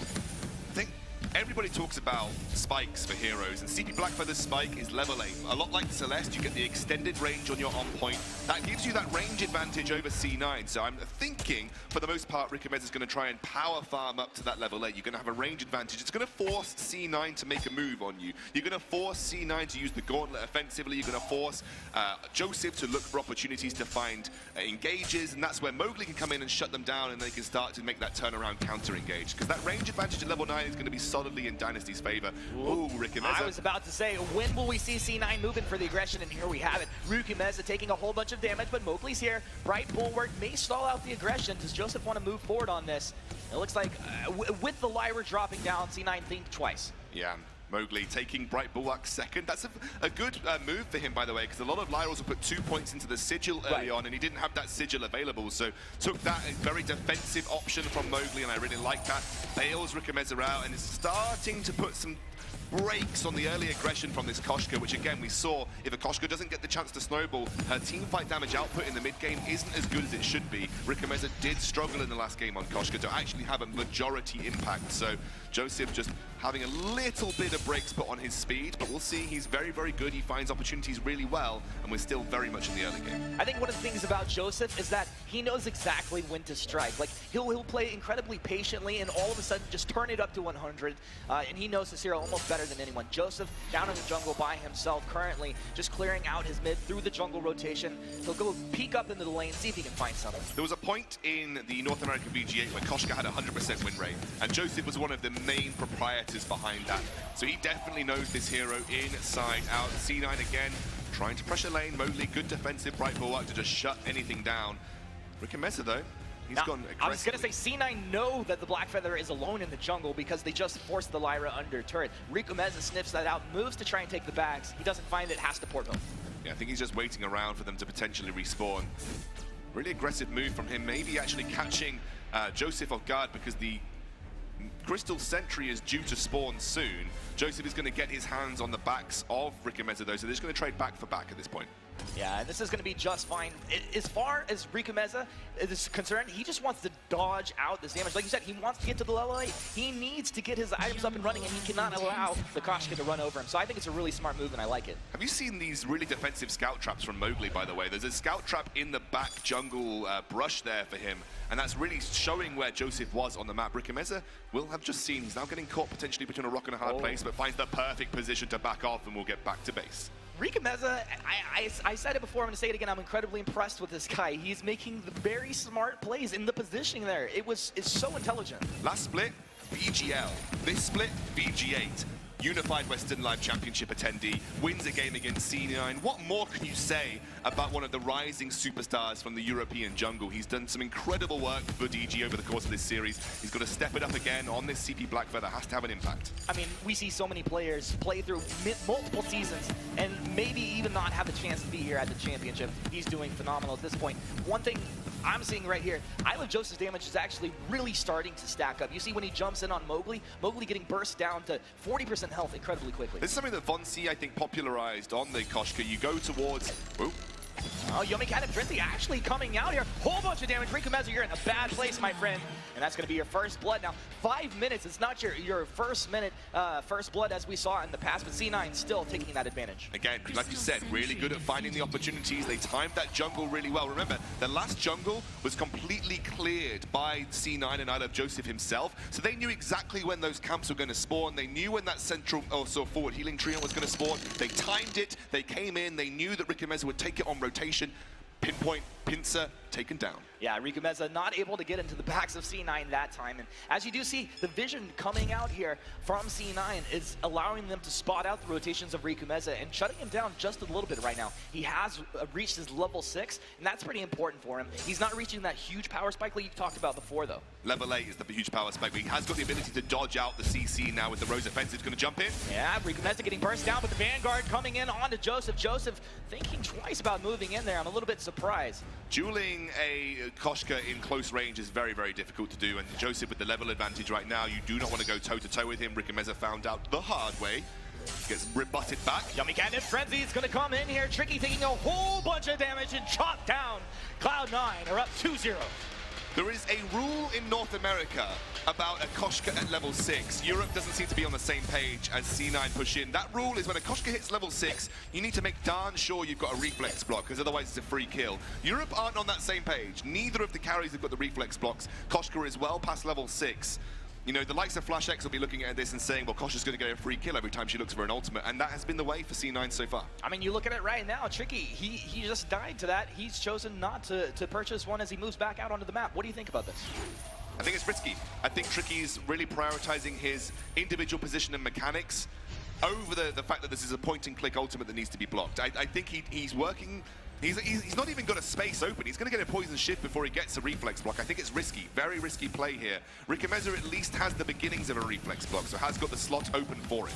Yeah, at least he has his ultimate available to him as well. Joseph, he's going to take away the mid once again from Ricamezza.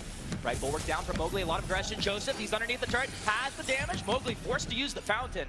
And Cloud9 will go ahead and back off there, but they're holding their own fountain. They also have a gauntlet available. They also have the Koshka ultimate as well. And again, like we said, reflex blocks are few and far between. Crucible has been, oh no, even just the reflex block from Mowgli has been used. Someone's about to get wrecked. Gauntlets down. Wait for it. Comes through. Shimmer Strike buying a little bit of time. A Rose offensive out of it. Mowgli gets deleted right there. Tricky potentially going to jump in. Pouncing Bun. Joseph gets him. Fountain comes out. Looking for more. Yummy Cat and Frizzy to finish it off. How about the cherry on top? And you can hear the crowd here in North America impressed and excited with the way C9 has picked up in this series. Honestly, Dynasty Gaming just disrespecting the level 6 Koshka, disrespecting the amount of CC that comes out at level 6 from the C9 composition. And Tricky jumping in for CS there, opens himself up for an easy kill, and C9 get the turret too. This is a big snowball starting to open up. The biggest gold in the 8 minutes that we have seen so far for C9. They have come back to mean business. They are happy to let that one game slide. Dynasty get the one, but one game is nothing when you don't get the series. Yeah, you got to wonder if Dynasty maybe being a little bit psyched out mentally, because that feels like a very predictable play right here. But as time moves forward, you know that they have to, I mean, maybe they get fooled once. I don't think they're going to allow it to happen one more time. C9, though, as they get these abilities up, when they have that gauntlet ready to go, the Yummy Cat and Frenzy, like you said, it is so hard to deal with both of those CCs. And I love what C9 are doing here. They know they are ahead. They've got the item spikes in their favor. They've got a very powerful Koshka with the Broken Myth finished up now. It means they can just run for these global objectives and say to Dynasty Gaming, you come to us. Uh-oh, Ricamezza, you're in a tough place, my friend. They turn the focus, they switch it over to Tricky. Can Tricky get out of this when he's repositioning? The fountain comes out, Shimmer Strike buying a bit of time. Yes, they take it down old school, and Island Joseph's low as well. That shock room was so good right there. Gabe Dizzle getting lit up, Ricamezza moves in, on point, not quite connecting as he would have liked it. And they need to drop this turret aggro and move in. Joseph really hanging around here. I'm a bit surprised. What is the play? What are they actually trying to attempt to do to hang around? They're going to pause, is the play.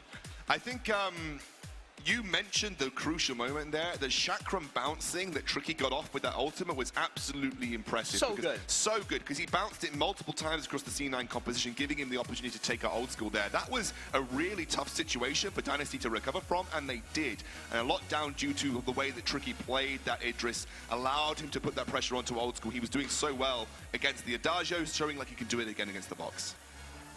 So have a look at the replay of this fight here. Again, check out Tricky, goes straight in. Ricamezza recovers, and it was a really good bright bulwark coming out from Mowgli because it allowed him to stall out this fight. But again, there you go. The use of the ultimate there from Tricky, very, very good to put pressure onto old school on this box. And DG probably could have got away with a lot more here. I think they'll come away with a turret at least, which will help even the keel, but I think DG recovered so well, in part due to Mowgli using that bright bulwark to stall out, allowing Ricamezza to reset from the back line and obviously have those on points, which are extended range now that we're at level 8. Now these teams taking a moment to kind of collect themselves. I mean, you're in a situation here with the series tied up where you can really start to build that massive momentum towards the series victory here. Absolutely.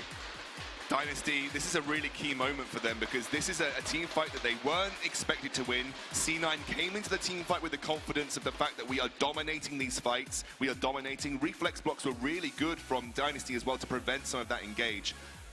And then they lost it. So C9 have now got to recoup and think we had a mid-game advantage and we just kind of lost the team fight. How did that happen? I mean, there is so much happening right here, but what are the implications of what Dynasty have done to Cloud9? When you think about what Fnatic and SK are starting to think about as they're watching this, and they were coming in as the hopes of Europe.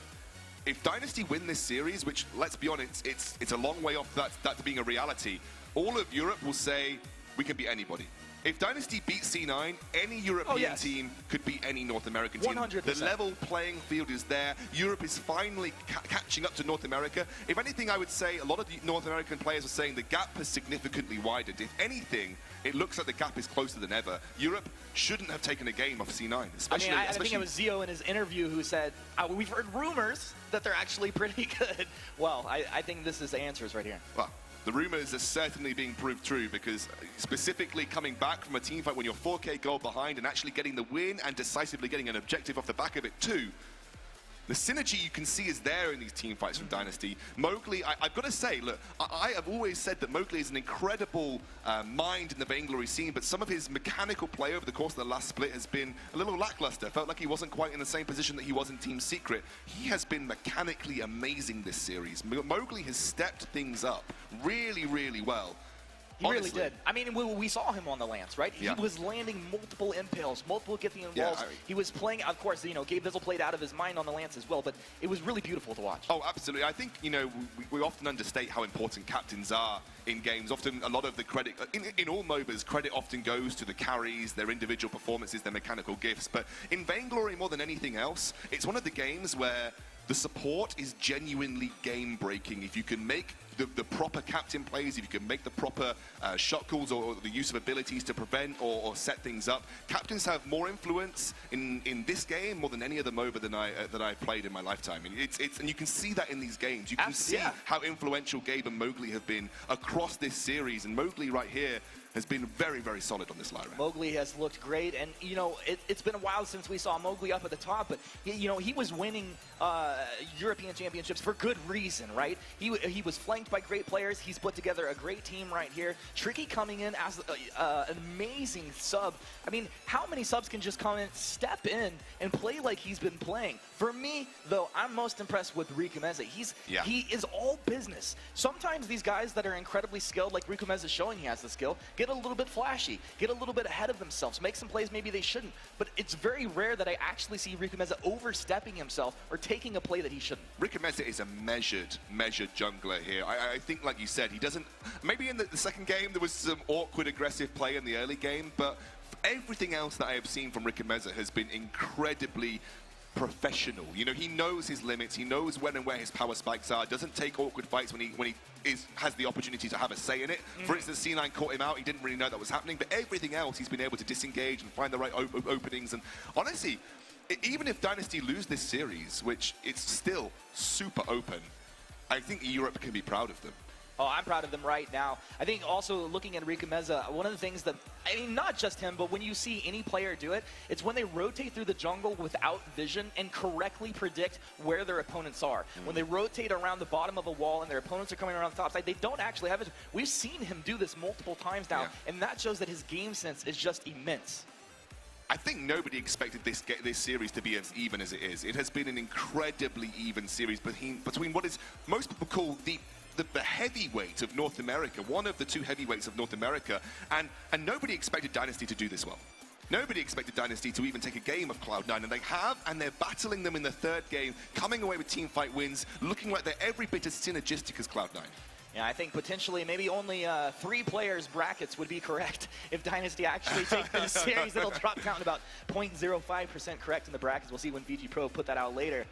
These guys getting ready to get back in the game here in a little bit, just kind of prepping. I think, you know, C9, they are a team that recovers incredibly well, though. They're a team, if you go to late game, Old School's on his Vox. It's an incredibly good scaling late game weapon power carry. The mobility is there. He can kite effectively, even more so than he can against Adagio. Looks like we're starting things up again. Dynasty do get the turret, and that gold lead, still 4,000, but it doesn't feel like it's as significant as it once was, given that team fight win there for Dynasty. Yeah, it doesn't. What a delicious way to load back into the game if you're Dynasty. We'll start this, we'll take the turret, and move from there. Now, Cloud9, they have advantage. They're feeling good. They have a strong composition here. They've been fighting around their cooldowns incredibly well. I'm waiting for the Yummy Cat and Frenzy to come back up. The wait for it as well. Very similar cooldown at this point. Gabe Bizzle has Gauntlet ready to go. 2,000 gold there for Riku Meze. Is going to invest heavily into defensive itemization and the piercing shard. The reflex blocks now come through. Tricky working towards what could be a tension bow, could be a bone saw. We'll have to see. The piercing shard comes through. Maybe the tension bow for the flat burst damage against Old School, however. That is a similar build to where he decided to go last game. I feel like bone saw might be a little bit too slow against this composition from C9, so we'll have to see where that one works out. But the range advantage is now there for Riku Meze, by the way. He has got that level 8 range advantage, so can now look to poke continuously with that on point, and it'll be up to C9 to make those proactive moves. Yeah, I like to see that Old School already has his Aegis complete. You see Joseph building into that as well. It's one way that you can mitigate the damage actually coming out of the Black Feather here. One of the problems that Ricomeza is going to face is that realistically the Black Feather doesn't come fully online until he gets the Broken Myth. What you do as a Black Feather, a CP Black Feather, is you spam your on points, you land targets, you build Broken Myth stacks over the course of a number of seconds, and then when you're at 9 Broken Myth stacks, those on points hit like a truck and you can find those executing blows with your fates. So that's realistically where we want, I think, Ricomeza to be a sort of a tenable threat in these team fights. If he can do that, I will be incredibly I mean, I'm already impressed. I'll be more impressed with him, specifically because you look at the Koshka, has insane movement speed. Old School has Sonic Zooms. It's hard to actually lock these guys down to be consistently landing those. Look at the item spikes for Joseph specifically. Leaps and bounds ahead of Ricomeza right now. That's probably where the majority of the gold advantage is coming out. He's almost doubling that farm from Ricomeza, 45 to sort of 71. It's getting very close to, you know, complete domination in terms of farm and gold output. So Joseph is kind of the driving factor behind the major gold advantage that C9 has right now. And again, global objective focus really there for C9, but Dynasty look like they want to try and turtle this one out, try and play for the late game, it seems. Yeah, and they appear to be doing so decently at this point. I mean, the gold mining goes the way of C9, but Dynasty aren't putting themselves in a position where they're going to lose the fight and actually lose more than what they just lost on the map. And we're going to see C9 up in the lane, flares coming out from Gabe, just making sure that he's not going to walk into an ambush of any sort. Mowgli doing his best to keep these sigils out for vision as well. C9 as 3, moving forward. They have pretty much everything if they want to look for a fight here. Another pause comes through. We'll have to wait and see. C9 in a good position to make an aggressive move. I really like what they're doing. They're saying, okay, look, we need to try and bring Dynasty towards us while we have these advantages on the Koshka. We can't allow them to dictate how these team fights take place. We can't allow them to poke us. We can't allow them to have position, especially in lane. So what C9 are doing is they're focusing global objectives, saying, contest us. They're going for the lane and pushing as units, saying, defend your turret. They're saying, let's bring Dynasty to us so we can find the right opportunity to team fight. And that looks like the way that they're trying to find a win here. It almost worked out for them in their last team fight, but it was an incredible piece of defensive play from Dynasty that brought them back in. But I do like the way that they're playing here. Dynasty are now, in this current immediate moment, faced with the decision of backing to base and maybe losing the choke point turret, or trying to run in, take an aggressive maneuver, and maybe face a team fight that they're not quite ready for. Yeah, exactly. I think Cloud9 moving forward, looking to potentially bait Dynasty out just a little bit from the safety of that turret.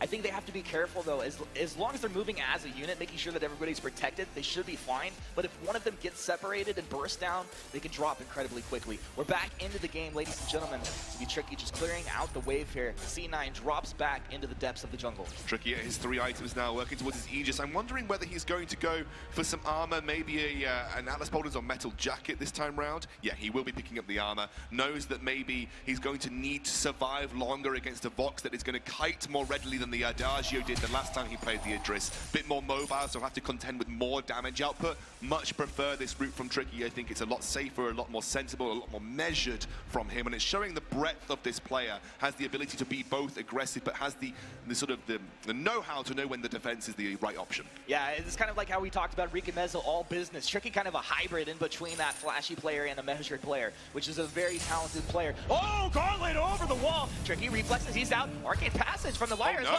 They're right back in. Uh-oh, that's not the place you wanted to be. They're losing Tricky. He's dropping low. Yummy Cannon Frenzy coming in. Joseph has him. But can they find more? Yes, they can. Double kill right there coming through. Joseph, can he find the triple? No, that's going to go to Old School. But that is an ace for Cloud9. It's going to put them up 9-1, about 14 minutes in here. A Crystal Sentry as well. Huge mistake from Dynasty there. They ran back through that portal. This is going to see C9 finishing off this choke point turret. Don't think they're going to have enough to finish the game, but certainly now accelerating their lead. That was all because Dynasty committed to disengaging out of the Ardent Gauntlet, and then unfortunately they funneled both Mowgli and Ricomeza back through that portal. I think we're going to have a look at it in just a second. Replay coming up on your screens. Take this. Really good disengage, reflex block, portal, but unfortunately Tricky and Ricomeza run straight back through and put themselves back in harm's way, do all the work for C9 and get cleaned up. That was just a simple, unfortunate error with positioning and placement of the portal.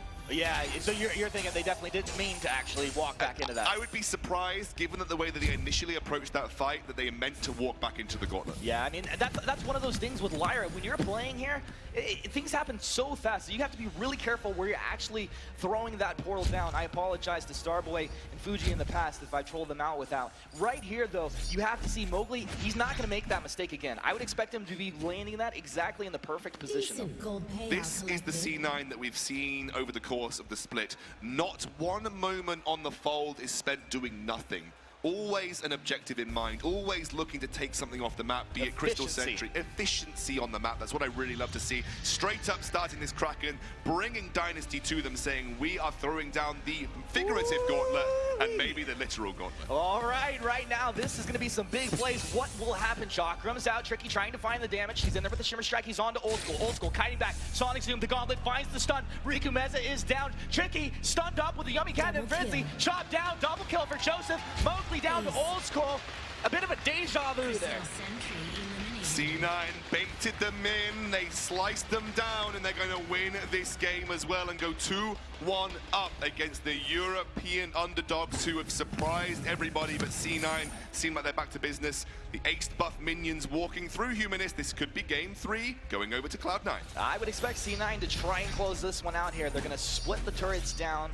And they have the damage to burst down this Vein Crystal Dynasty. Let's see if they can make the miraculous play. Cloud9, they're onto the Vein Crystal. Joseph is the target. He's dropping low. They've taken Joseph down. This is they're going to be onto close. Old School now. They're over the top side. Old School still on the Vein Crystal. They got the damage. They got the win. Cloud9 up 2-1 over Dynasty Gaming. That's going to feel bad for Dynasty Gaming. A single mistake you feel from that team fight really sealed the deal, nailed the coffin.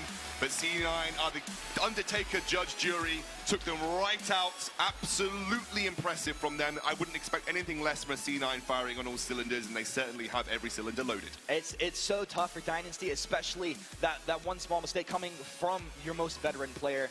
We'll see what he can do in the future. To break that one down, let's throw it to Munchables and our analysts. Feels like an unfortunate mistake there towards the late stages of the game, but let's not beat around the bush. Cloud9 were significantly ahead at that point in the game. It's not like that one misplay lost the entire game. This was a slow and gradual build-up from Cloud9. Yeah, for sure. I mean, Riku had nice rotations, counter-rotating against Joseph. However, they actually made a lot of big mistakes. He got caught out. Can we just appreciate how awesome the crowd has been today? Everybody is so hyped. This t-shirt's being thrown out right now, but yeah, sorry, I didn't mean to interrupt you. But it's fine. Yeah, I can't beat the crowd. So, I mean, at the 5-minute mark, Riku gets caught out. He gets stunned, and then they take the sentry, and then there's no reflex blocks on the side of Tricky and Riku for most of the game. They're like the Koshka stuns are landing so many times, and even when they get a reflex block, they're not blocking those Koshka stuns. So that really allowed them to snowball, along with the gauntlet on top of that, trapping the whole team. Just beautiful plays by Cloud9, and this was a key player. The gauntlet lands, Koshka stuns them, and they kill all 3, get the ace here, and they take 2 turrets from this one ace. It was insane. And it was crazy. This is the Koshka stun here. Yeah, there's no reflex block, so it gets the stun, secures the ace, and they take 2 turrets here. And that's the significant difference between this game and the previous few, is they actually were able to take those turrets. That was only 7 minutes into the game, and they get 2. We've been seeing them struggle to get the first turret in the first 2 games. Yeah, it's been a little bit of a different Cloud9 through the first 2 games than what we just saw here. This is what we expect from Cloud9. Yeah. And I think a lot of that has to go with I Love Joseph being on this Koshka. This is one of his signature picks. He plays this hero probably better than anyone else, except maybe 1 or 2 other junglers out there, but he is so comfortable with this play style as a whole, let alone just the hero, and it was able to really create that snowball effect that we have come to know from Cloud9. Yeah, and then throughout the rest of the game, there was a few fights where it felt like maybe Dynasty could pull themselves back in, but the goal lead was very significant for Cloud9, and they were able to keep on rolling this snowball all the way home and managed to just pretty much take control of the game. Yeah, I mean, Old School on this Vox, he's playing this Vox so well, and then Gabe on Adagio is able to keep him alive, and these gauntlets have just been on point. I mean, they're separating the team, and they're getting stunned by the gauntlets, so the placement by Gabe with those gauntlets have been very impressive. I think one of the most important things to talk about in this game specifically is the length of the game. The 2 other games that have been much closer went a lot later on into the game. This time Cloud9 able to put their foot down on the accelerator and speed things up, and it's meant that they've had a much more one-sided game to themselves. Yeah, you have the early game strength of the Koshka, you have the the slightly cheaper build path of the Vox that was able to really accelerate this game a lot quicker than what we've seen even throughout any game, any series this entire weekend thus far. Yeah, and you can see why Vox is actually still a very strong pick, even into an Idris, who's known to be a big hyper carry into the late game. But if you can focus him down with the burst from Vox and Koshka, you can see why this duo was so popular in NA, last season. All right, well, Dynasty, they're now against the ropes. It's 2-1 to Cloud9. They aren't out just yet, though. We had a word with them a couple of days ago. Let's see what the emotions were like within the team when they were heading on into this tournament.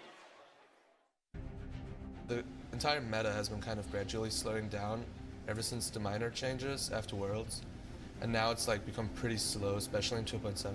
So I think that with this meta, having hyper carry lane is pretty good. And I'm definitely one of the players who can execute on those the best. Well, first of all, I think against the North American teams, they're a little bit more aggressive compared to the EU teams. So I think what I should focus on is try to adapt to their playstyle. Because in EU, all they do is just farm. But in NA, they're always looking for fights. We know what we have to do right now. It's all about communication and mental spirit. And right now, I have to say that we need to be prepared to face like a challenge. If you feel you are ready and you can do it, you will probably do your best, and that's what we are focusing on.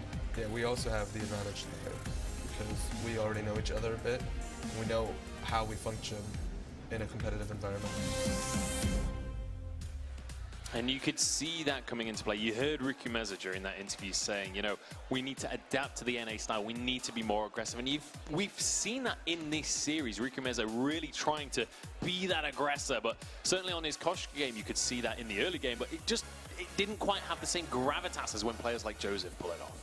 And I think a lot of that just comes down to the familiarity of just not being used to having to be so aggressive, and they said it's something that they're working on, and it clearly has shown. They've clearly gotten better at it, but it's so difficult to go toe-to-toe with a team who has been doing this for months already. Yeah, absolutely. Well, we are on into the draft once again. Cloud9 starting off with this Glaive pick. They like this when they're on the A side. Yeah, and typical Glaive first pick there. Lance is going to be taken away instead of first picking at Cath. So now they should ban Cath here, unless they want to do a Cath-Lance combo that European teams have tried, such as G2, and had some success with. So let's see what Dynasty decides here. But I think a good ban will potentially be Vox or Adagio. In this situation, potentially Vox might be better because Lance it's harder to land a route onto a Lance and Adagio. And removing the Adagio from the equation on this one. Don't want to deal with old school. Well, that's going to be a crawl taken off the board as well. So now Dynasty have to decide where they want to go alongside this Lance pick. Well, they knew where they wanted to go with this Lance pick, immediately locking in the Vox. No hesitation. And you got to wonder how much of that is them wanting the Vox versus just not wanting old school to have the Vox. Yeah, I mean, when you look at the picks and bans so far, it's very lane-oriented. We've got Adagio and Idris taken off the board with Vox locked in.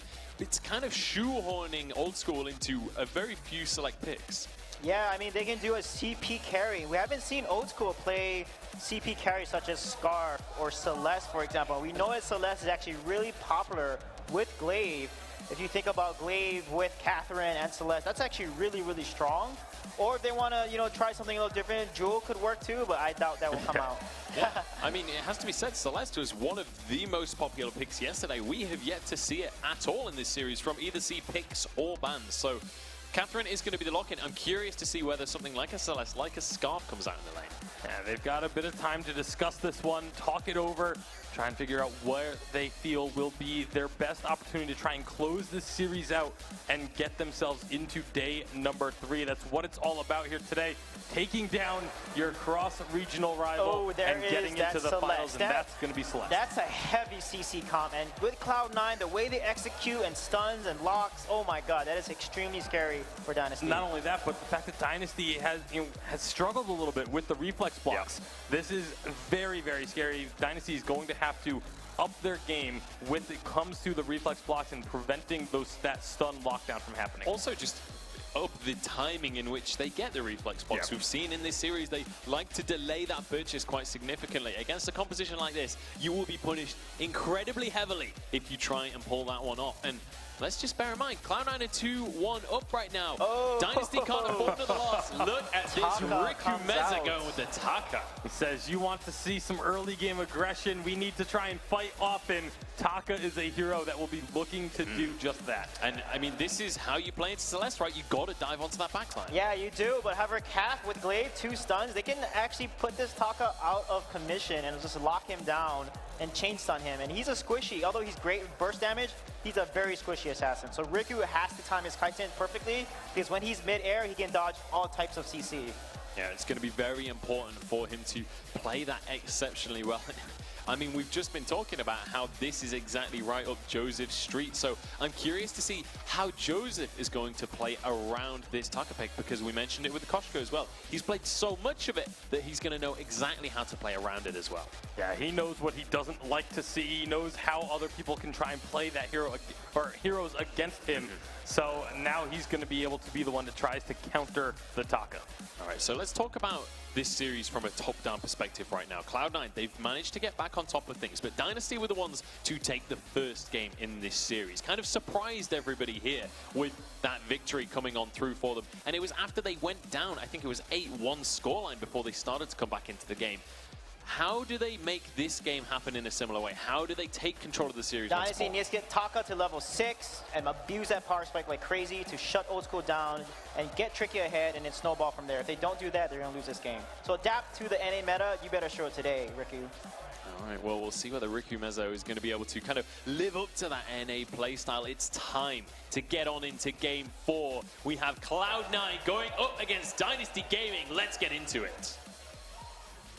Well, Cloud9 sure have a draft with a whole bunch of lockdown. On the flip side, Dynasty, they've got a lot of firepower themselves. Is this a composition that can keep them in this tournament?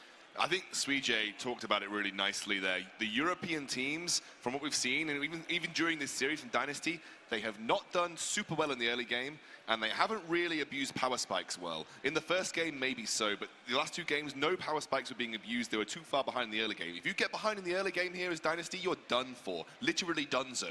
There's no way of coming back into this game if you start to fall behind. Level 6, super important. Need to start abusing the ability to jump straight onto the Celeste with the X-Retsu. Kitans have to be perfectly timed. It's a very hard composition to pull off, but if they can do it, like they showed that they could yesterday, there is a chance. Yeah, I think what's so scary about this composition for me is that, yes, it has immense damage, but there is so much stun potential. And if you do get comboed up, like our analysts were saying, like you were saying as well, it's just lights out. Like, how do you come back from that? Yeah, we saw a lot of it yesterday, the Catherine Celeste combo, the sort of the stun into the core collapse, you've got the Glaive afterburn as well, and a sort of team like C9 that's got this incredible synergy, almost like they play like a symphony when they're having a team fight. It is always going to get chained perfectly, you imagine, from these guys. So I think there's a big, big task for Dynasty to get over here. They need to be a super aggressive early game, abuse level 6 power spikes, snowball the game. Everything that EU doesn't do, EU has to do right now, right here, if they want to keep themselves in this series. That's a pretty tall order, the way you put it right there. Dynasty, they are going to be bringing their A game here. I hope that they're hanging in there tough mentally after taking a couple of tough games from Cloud9 here. I think if you are Dynasty, you look back, you draw on the fact that you have had one of the best international performances against a C9 team that any other team has had. You're on the likes of SK Gaming right now. You know that you've won a game against them. Draw back and say, hey, we have done some really good stuff this series. Let's not get tilted. We've picked an aggressive, hard composition. We need to play into those win conditions. Like Suijay said, level 6 is very important. You need to run with that. They need to change things up. Exactly as Suijay said, they need to play like an NA team today in this series to keep themselves in it. Otherwise, you feel like C9 are just going to crush them like they would do with that team fight rolling machine. Well, you play like NA, play like EU. They need to play like champions here. Yeah. That's what they need to do. Absolutely. To beat C9, the current unified Western Live champions, you have to play like champions. That's right. Dynasty have shown us that they can do it. Dynasty have shown us that they can take a game from C9. Anything is possible if you can do that. All right, well, it looks like we're going to have a moment before we actually hop into the game, so we'll go ahead and throw it back over to our analyst desk. Thank you very much, guys. And you're absolutely right. They are going to have to play like absolute champions. Now, I want to kind of compare this draft that we have against the draft of Game 1? Because it feels like a fairly similar situation where we have this Dynasty Gaming that they actually ran a more aggressive comp than you were expecting, but they still won it towards the later stages of the game. How are we expecting them to play this one out? Like, is this a matter of just trying to wave clear and protect Turret 1? Because that's what this series has felt like it's revolved around. That's what it's felt like, but I don't think they can afford to do that this game. They don't have a composition that is going to scale up the way that they did previously. And with the Taka, Sweetjay mentioned it, you have to be so aggressive early on. You have to be the first one to level 6, and you are not going to be the first to level 6 if you are just playing that, okay, just protect the turret, give up a kill or two in the jungle if we have to. That's not going to cut it here.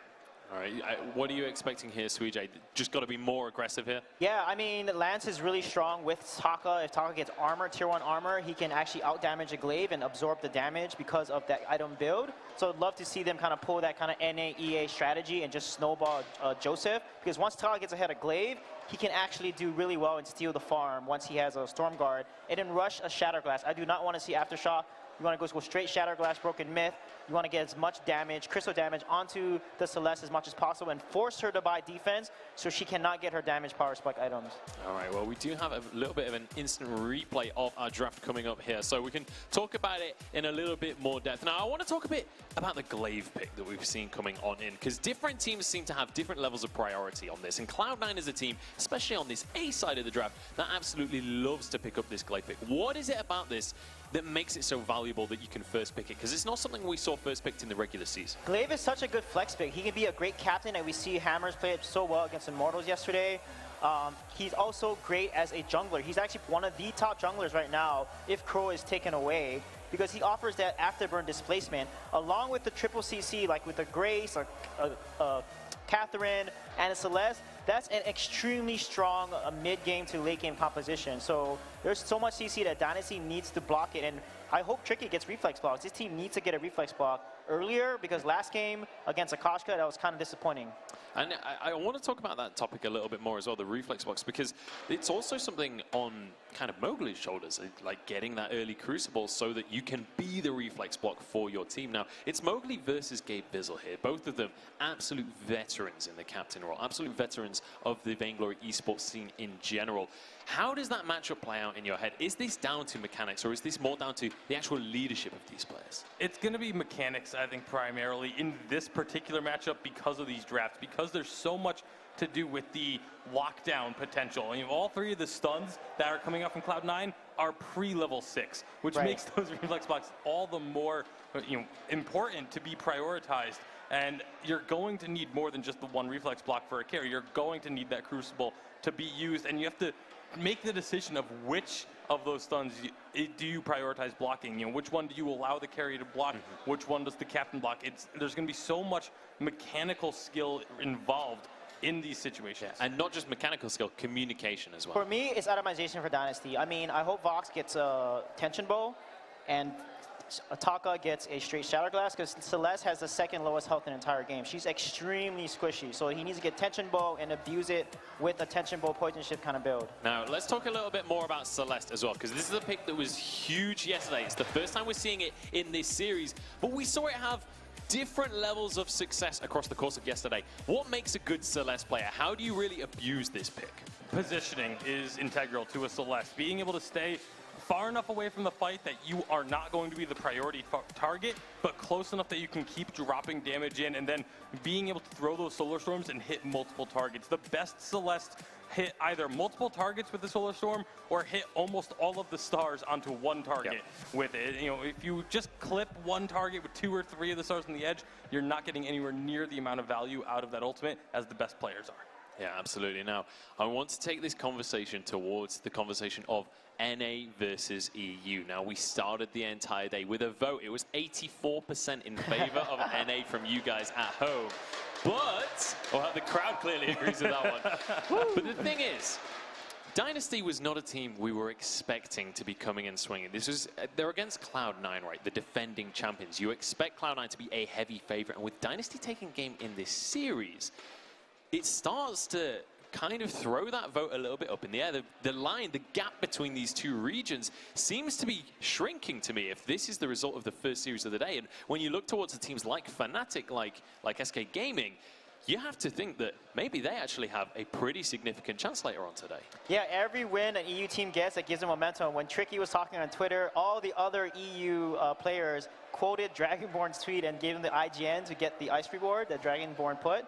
So every single EU person, every win they get, if let's say today Dynasty falls, but Fnatic wins or SK gets games, that's going to give them momentum, and they need that as a region right now. Yeah, and I mean, when we look at the teams like Fnatic, like SK Gaming, they're the hopes for the European region. It's like Dynasty, they're kind of just setting up this pedestal for their comrades from Europe, but also Dynasty, they've been looking amazing themselves. It's not like their goal is not to set the pedestal. Their goal is to take this series, don't get me wrong. But certainly, Fnatic against Nova and then SK later on going up against Immortals, those are going to be some incredible matchups, and I'm curious to see how we see those playstyles develop as well, because this was not the same playstyle from Dynasty that we're used to seeing in the regular season. And not only that, but like, this is a situation where if you look at Europe's standings, SK and Fnatic, you know, they performed. I'm going to interrupt you there. It's time to get back into this game. So we're going to cut that conversation short. Take it away, guys.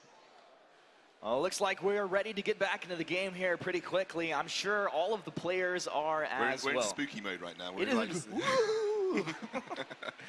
Yeah, it's scary sometimes hanging out with you up here. Oh, wow, the lights go out. That's a bit harsh. All right, guys, well, we are ready to get into the game. Let's see if Cloud9 can close this one out, or Dynasty can find another win here and push us into the next game in this series. We are into the fold. Riku Meza on the talk. This is something that I actually find this as the most interesting pick here in this game. Absolutely. Beyond a shadow of a doubt. Riku Meza did find a win with it yesterday. Mowgli going to be starting to put pressure on with Old School, and Gavers are walking into the Dynasty Gaming jungle, looking to put pressure early onto these players, and Mowgli doing his best here to steal that away, but it won't. It'll go over to Old School. So yeah, I really like the fact that it was Old School that rotated over here. He did a really good job there to secure that front camp. It's going to allow him a lot of extra leeway. Now, the Helios come down as well as the stun. Tricky taking a whole bunch of damage. You see the basics, the Helios, the nice stutter stepping, moving forward, and a great job by C9. A first blood here in the first minute. Every single time this has happened from C9 and they've invaded the jungle, Tricky is pushed up and disrespected to rotate out of the jungle and often gets caught out. Happened with the Ringo, now happened with the Vox as well. Needs to be super aware of the positioning of C9, because right now Dynasty don't seem to be on that same page. Mowgli didn't manage to land the Impales there. Mowgli was very impactful on his Glaive game. Oh, afterburn, Riku Meza back to Kaku, but to find the stun, the Dragon Blood contract is applied. Riku Meza trying to get out with that movement speed, but I don't think so. 2 kills now for Cloud9. Not a good start for Dynasty. We said they needed to snowball the early game. They needed to get towards that level 6 on the Attacker as quickly as possible, and suddenly things are looking a bit bleaker for them. It's not over. Obviously, only 1,000 gold right now from those first 2 kills, but it's not a good pedestal like the team. The desk was talking about pedestals for the European teams. I think they needed a pedestal in this game, and seems to be taken right out from under them as C9 already starts up what we know they can do, crushing their opposition. Yeah, I mean, that's actually a very quick net worth advantage being built up here. It's coming off of the back of the rotations from C9 and the reaction to those rotations from Dynasty. So if Dynasty can maybe kind of tighten up their reactions, I think they can kind of stall out the aggression here, but they're going to have to make some changes. Mowgli was very influential on his Lance pick in the first game. Really influential, a key part of the win, you feel, for the Dynasty Gaming roster. He's on it again. How much influence can he have here? Those big multi-man impales are going to be so important to setting the scene for Riku Meza to try and find those executes. But you can see Riku Meza here, maybe a little bit bashful. They want to stay away from the C9 roster right now. Don't want to get locked into a big old engage at this point where that power glaive is going to have a bit of pressure. Yeah, Old School taking a whole bunch of damage. Mowgli with a nice Githian wall. Old School getting lit up, and there you go. A nice kill, actually credited to Mowgli there. Maybe they wanted to put it on a carrier or jungler, but that's just fine for Dynasty.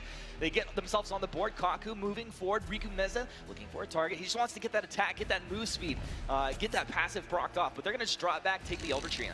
Tricky did a really good job there. Almost felt like he was herding animals. They herded C9 into Little sheepdog there. herded C9 into that corridor to allow Mowgli to set up the Impale. Really nicely played from Tricky to force Old School into that position, then they capitalized on it. Is there a worse feeling than when you're clumped up as your team at a choke point like that, and And Lance just comes in with an yeah. Impale? You're like, okay, the Githing wall is going to hit as well. I don't think so. Maybe one of the worst feelings in the game when you get multi-man Impales or multi-man Githian walls because you're just in that perfect position for the Lance. Tricky heads back into lane here. Yeah, stun from Gabe Fizzle, core collapse, Lance as well, Dragon Blood contract, proc dog, Tricky's got to get back. Almost going down, Mowgli buying just enough time to keep his carry alive. Tricky has not yet shopped, by the way, sitting on 2,000 gold. So back timing's not quite there for Dynasty. As you can see, Old School's picked up that energy battery. Where did it go? Impale, but Gabe Fizzle moving forward, has the stun, just a stack on the front. No, they followed up with the core collapse, they've got the stun. Afterburn back on the Tricky. Cloud9, they're going to take 2 off of this one. Almost too easy as they stack up 2 more kills, putting themselves up 4-1. And Rickamez is doing his best to clear waves, but again, the wave clear that was so good. Go back into the core collapse, predicted. Old School, he's in the zone. He's definitely in the zone on this Celeste right now. Tricky again, Poison Shiv, immediate first buy, but he was just way behind in items because he hadn't backed earlier on. Maybe could have backed a bit earlier, picked up the things like the Blazing Salvo, picked up the healing regeneration as well from the upgrading the Bickel Eulogies. I just think maybe punished a bit there for it, but Rickamez is doing his best to do some aggressive counter jungling. Now, does Tricky have to pick up a reflex block as his next item, in your opinion? Yeah. No, he needs a reflex block very, very soon. You can see he's already picked up the Oak Heart there, working towards it. He's not going to neglect the need to sort of stop these stuns coming out from C9 this time round, and that's probably lessons learned from the previous games. Really like this from Tricky. He's going to back off now. Has the gold to complete. I imagine that's where he'll do it. All right, he's back to base. He's going to pick up that reflex block. A nice call out there by a Scoundrel. Now Riku Mowgli down in the jungle. They cleared out their rotation. I'm waiting to see what this Taka is going to do. He's got his ultimate ready to go. The X-Retsu, he can close that gap. He can get in onto the Celeste and look to apply that burst damage. So you've got the Poison Shiv item spike. The fountain is there. The stage is set for Dynasty Gaming to use this level 6 on the Taka. They just need to execute. This is a good opportunity. Core collapse, afterburn, reflex block, not even enough. There's the fountain keeping Tricky alive. The Sonic Zoom back under the turret. They're going to be able to take Joseph down. Nice kite over the top side. Riku Meza abusing the movement speed. Another stun. Helio stacking up. The basic attacks following him for days, and he goes down. Celeste basic attack. You cannot run away from that. And Old School finding another kill. He's having a great game. 3-1, 6 minutes in on the Celeste. Oh, he's already starting to rocket out here. And again, I think Rickameza was very pent up on trying to punish out of Joseph taking the turret aggro, but they left Celeste, the big damage dealer, Eve of Harvest first as well, to give the energy regeneration and the ability to spam these abilities, spam those stars, spam the core collapses without going out of energy too quickly, and provides the potential burst healing necessary to survive the Taka, which I think is often why you see some Celestes pick up something like an Eve of Harvest first when they're dealing with a lot of burst damage. They just try and say, well, if I can land a good ultimate, I can land a supernova in the correct position, the healing that I get from it might be enough. Afterburn, reflex block, a little bit late. Tricky, able to dodge the core collapse coming out there and the damage from Old School. As such a dangerous situation to be in. Mowgli here, just moving in, going to go towards the Crucible, absolutely necessary as well. The more reflex blocks, the better here. Kaku, but Dynasty. the flares are out. These flares from Gabe are insane.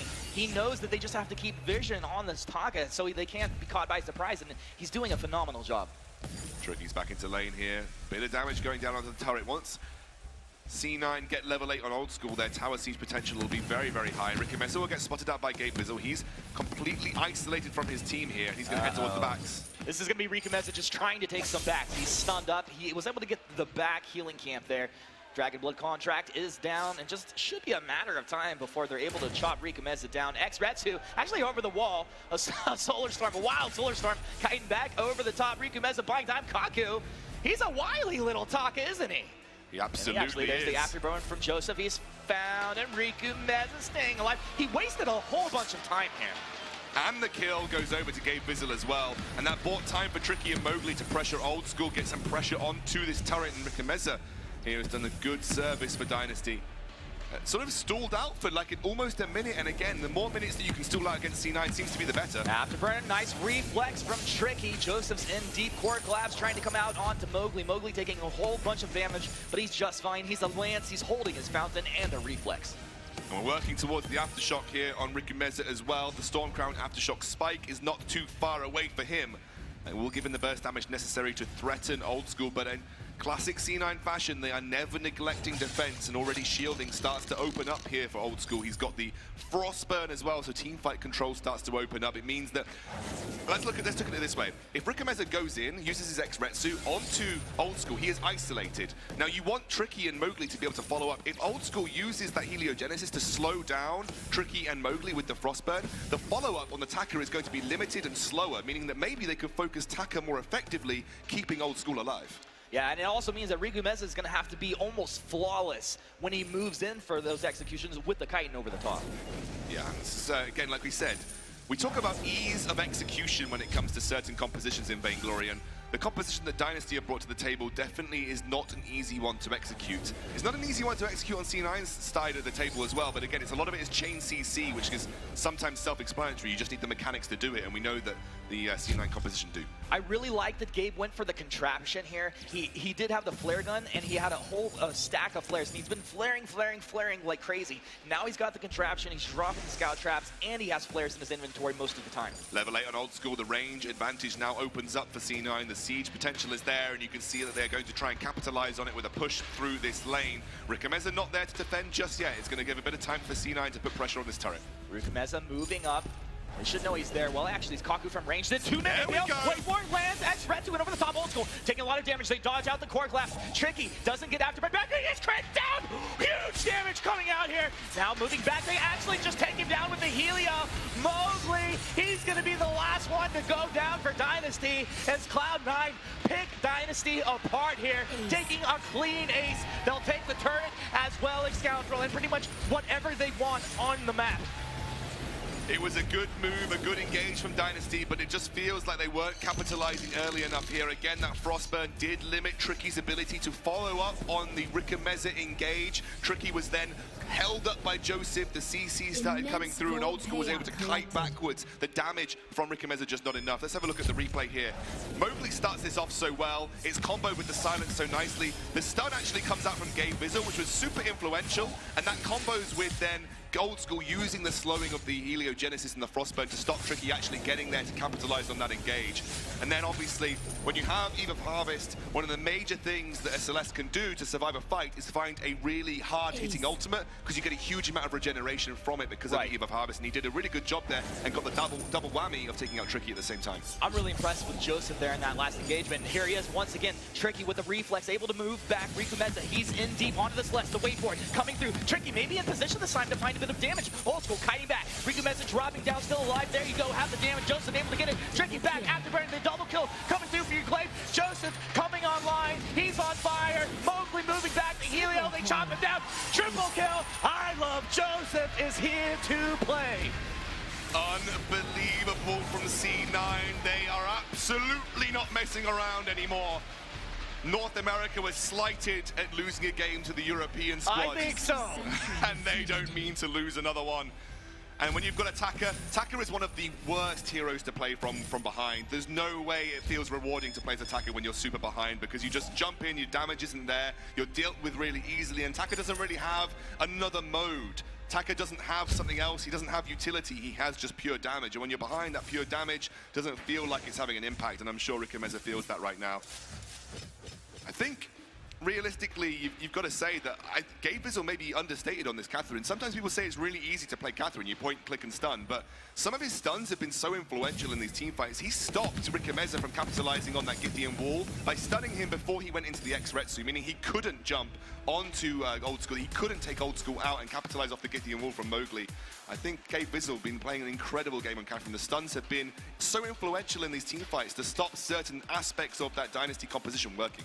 I mean, we talk about the mechanical abilities of Gabe Vizzle to actually be landing these stuns, the blast trimmers as well, but I really want to go back to his itemization. I love the contraption coming out here as a second item. He held the flare gun with a full stack of flares, and in that major power spike we were talking about coming out of Dynasty, Rikumeza really wasn't ever able to catch them by surprise. There were 3 flares down in the lane at times. Oh, absolutely. I think you really hit a good nail on the head here in the sense that Taka really excels, a bit like CP Kestra, when she is or when he is in an area where he's not being sort of monitored. He's coming from an area where you're not quite sure where he's going to be. X-Retsu can come from any place at any time with the stealth, but Gabe Bizzle's second item, Contraption, it's probably the best item you can pick up against the likes of a CP Kestrel or Attacker, because it keeps tabs on the map so well. So as long as Old School is positioning around these areas that you've got flared or scout traps, he's never going to get taken by surprise. And that actually cuts one of Taka's main elements from his kit. Taka is supposed to have an element of surprise, and Contraption shuts that down. So Gabe Bizzle, obviously itemizing, as you would expect, perfectly in the situation. And you know, it's twofold, right? It's great against the Taka, but it's actually a great item for the Catherine. Oh yeah, cooldown reduction, Catherine works so well with it. You know, more stuns, more Storm Guard, more Blast Tremor. More deliciousness. Cloud9 looking to put the nail in the coffin here for Dynasty and take these guys out of this championship. We'll see if Dynasty can hang in there. We're back in the game. Cloud9 up 12-1, 12 minutes in.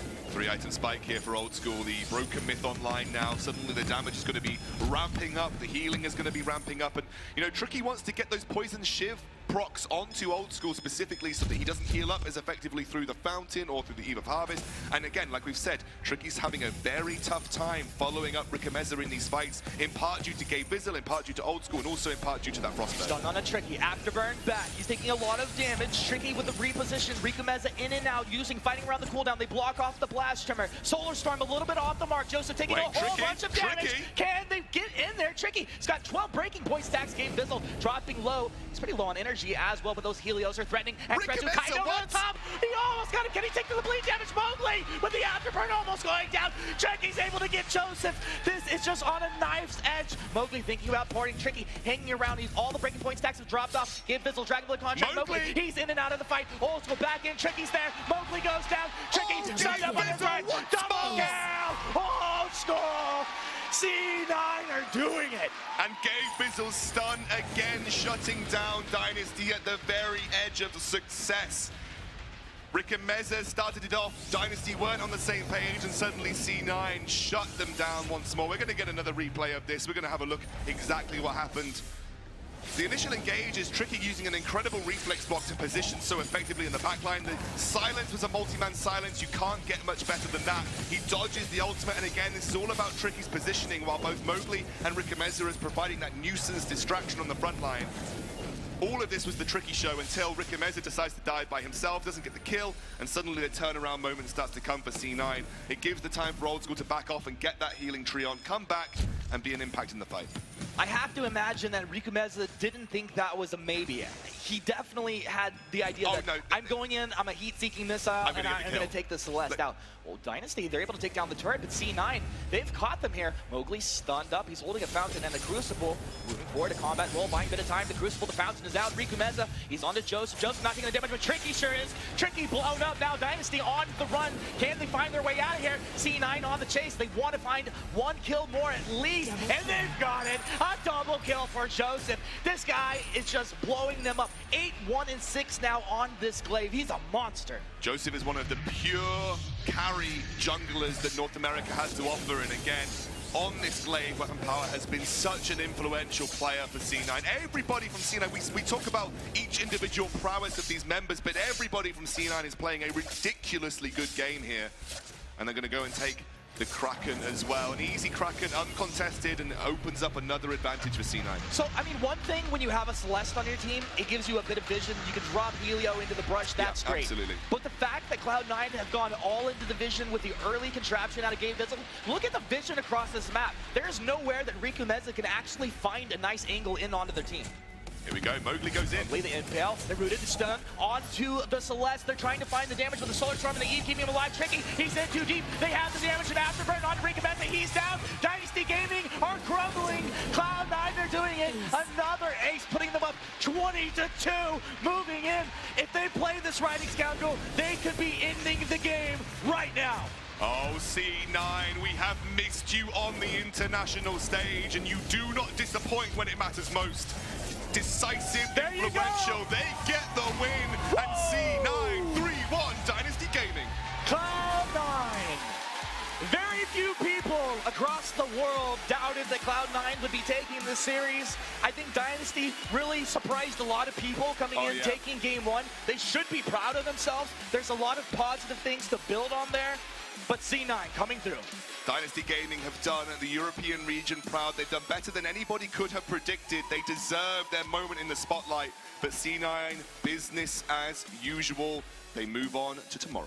I mean, not only that, but Dynasty, by taking that win, by putting up these fights and making Cloud9 actually play their hardest right there, they may have revealed some things to other teams that could be positive and useful for them against Cloud9 in the tournament. Again, that game was so close between these two teams. I think they knew what they needed to do. Dynasty just couldn't execute. C9 played it so well. Yeah, it was beautiful to watch. Well, let's see if our analysts can go ahead and break down this series. What a phenomenal job from C9. Bravo, Cloud9, managing to take the series 3-1 in the end, and it felt like every single game in this series they were ramping up more and more, and towards that final game it was what, 20-2 final scoreline. Absolute domination from our boys in blue. Yeah, maybe just taking a little bit of time to warm up with that first game, but it, like you said, after that first loss, maybe it just either needed the time to warm up, maybe that just made them realize how much of a threat these European teams may actually just be, because they seem to wake up something in Cloud9, and for the rest of the series, Cloud9 looks dominant. Yeah, they certainly have. I mean, talk me through some of this game, Suijay.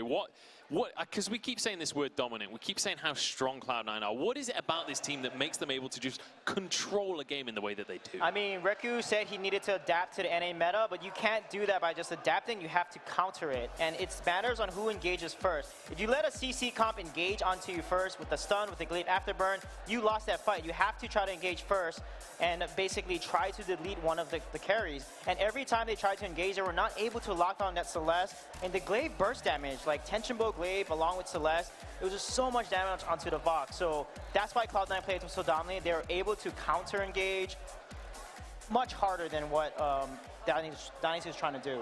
Yeah, for sure. And the later in the game it got, the more one-sided these fights continued to get. It got to a point where it felt like Dynasty, they were trying to make these fights happen. They were trying to make something happen, because you can't just roll over and allow the game to go. But when you're that far behind, it's so difficult to get any kind of grip on the game. Yeah, it really is. I mean, we even saw down the stretch there were some fights where Dynasty played the fight exactly the way you have to, but they just couldn't win the fight because they were just unfortunately too far behind. The item advantage was just too much to overcome. This one was incredibly close, though. This was the opportunity maybe for Dynasty, but it couldn't quite come to fruition. Yeah, exactly. And I just wish that fight was in jungle or something, because honestly, a lot of these fights are in lane so often, and Lance is not that strong in the lane, and they should have forced more fights in jungle and got a lot of more gifting and wall stuns, I feel. Well, I mean, we talk it all the time. You say, don't fight a Lance in the jungle. So you have to give credit to Cloud9 for not fighting the Lance in the jungle.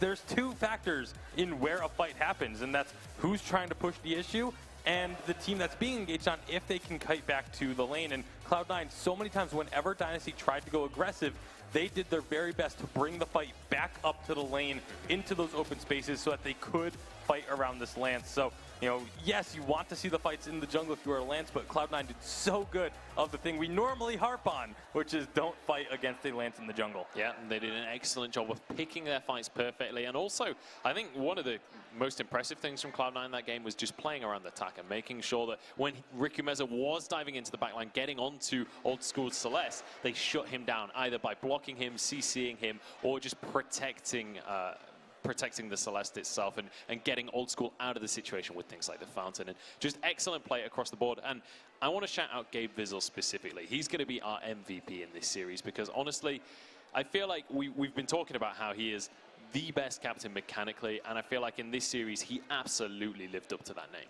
Yeah, I mean, even Fortress, the early game with that Dragonheart contract, it was Dragon Blood contract, he played it so well. The Lance, the Ardent Gauntlets, and finally the Catherine plays. I mean, Gabe definitely carried so well, but his teammates also did a phenomenal job as well. Yeah, not to take anything away from his teammates, but our MVP is standing by on stage. So let's pass it over to Dan Gaskin to have a few words.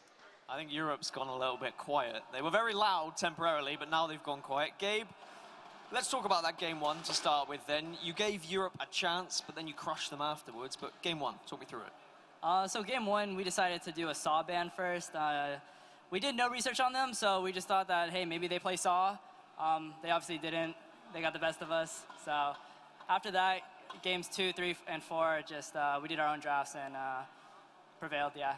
You made it look very simple in games 2, 3, and 4. Did you research Dynasty at all coming into this tournament? Because I heard that TSM, they hadn't really looked into them very much, and they said it was kind of one of those wild cards they didn't want to play. How did you feel coming into the game?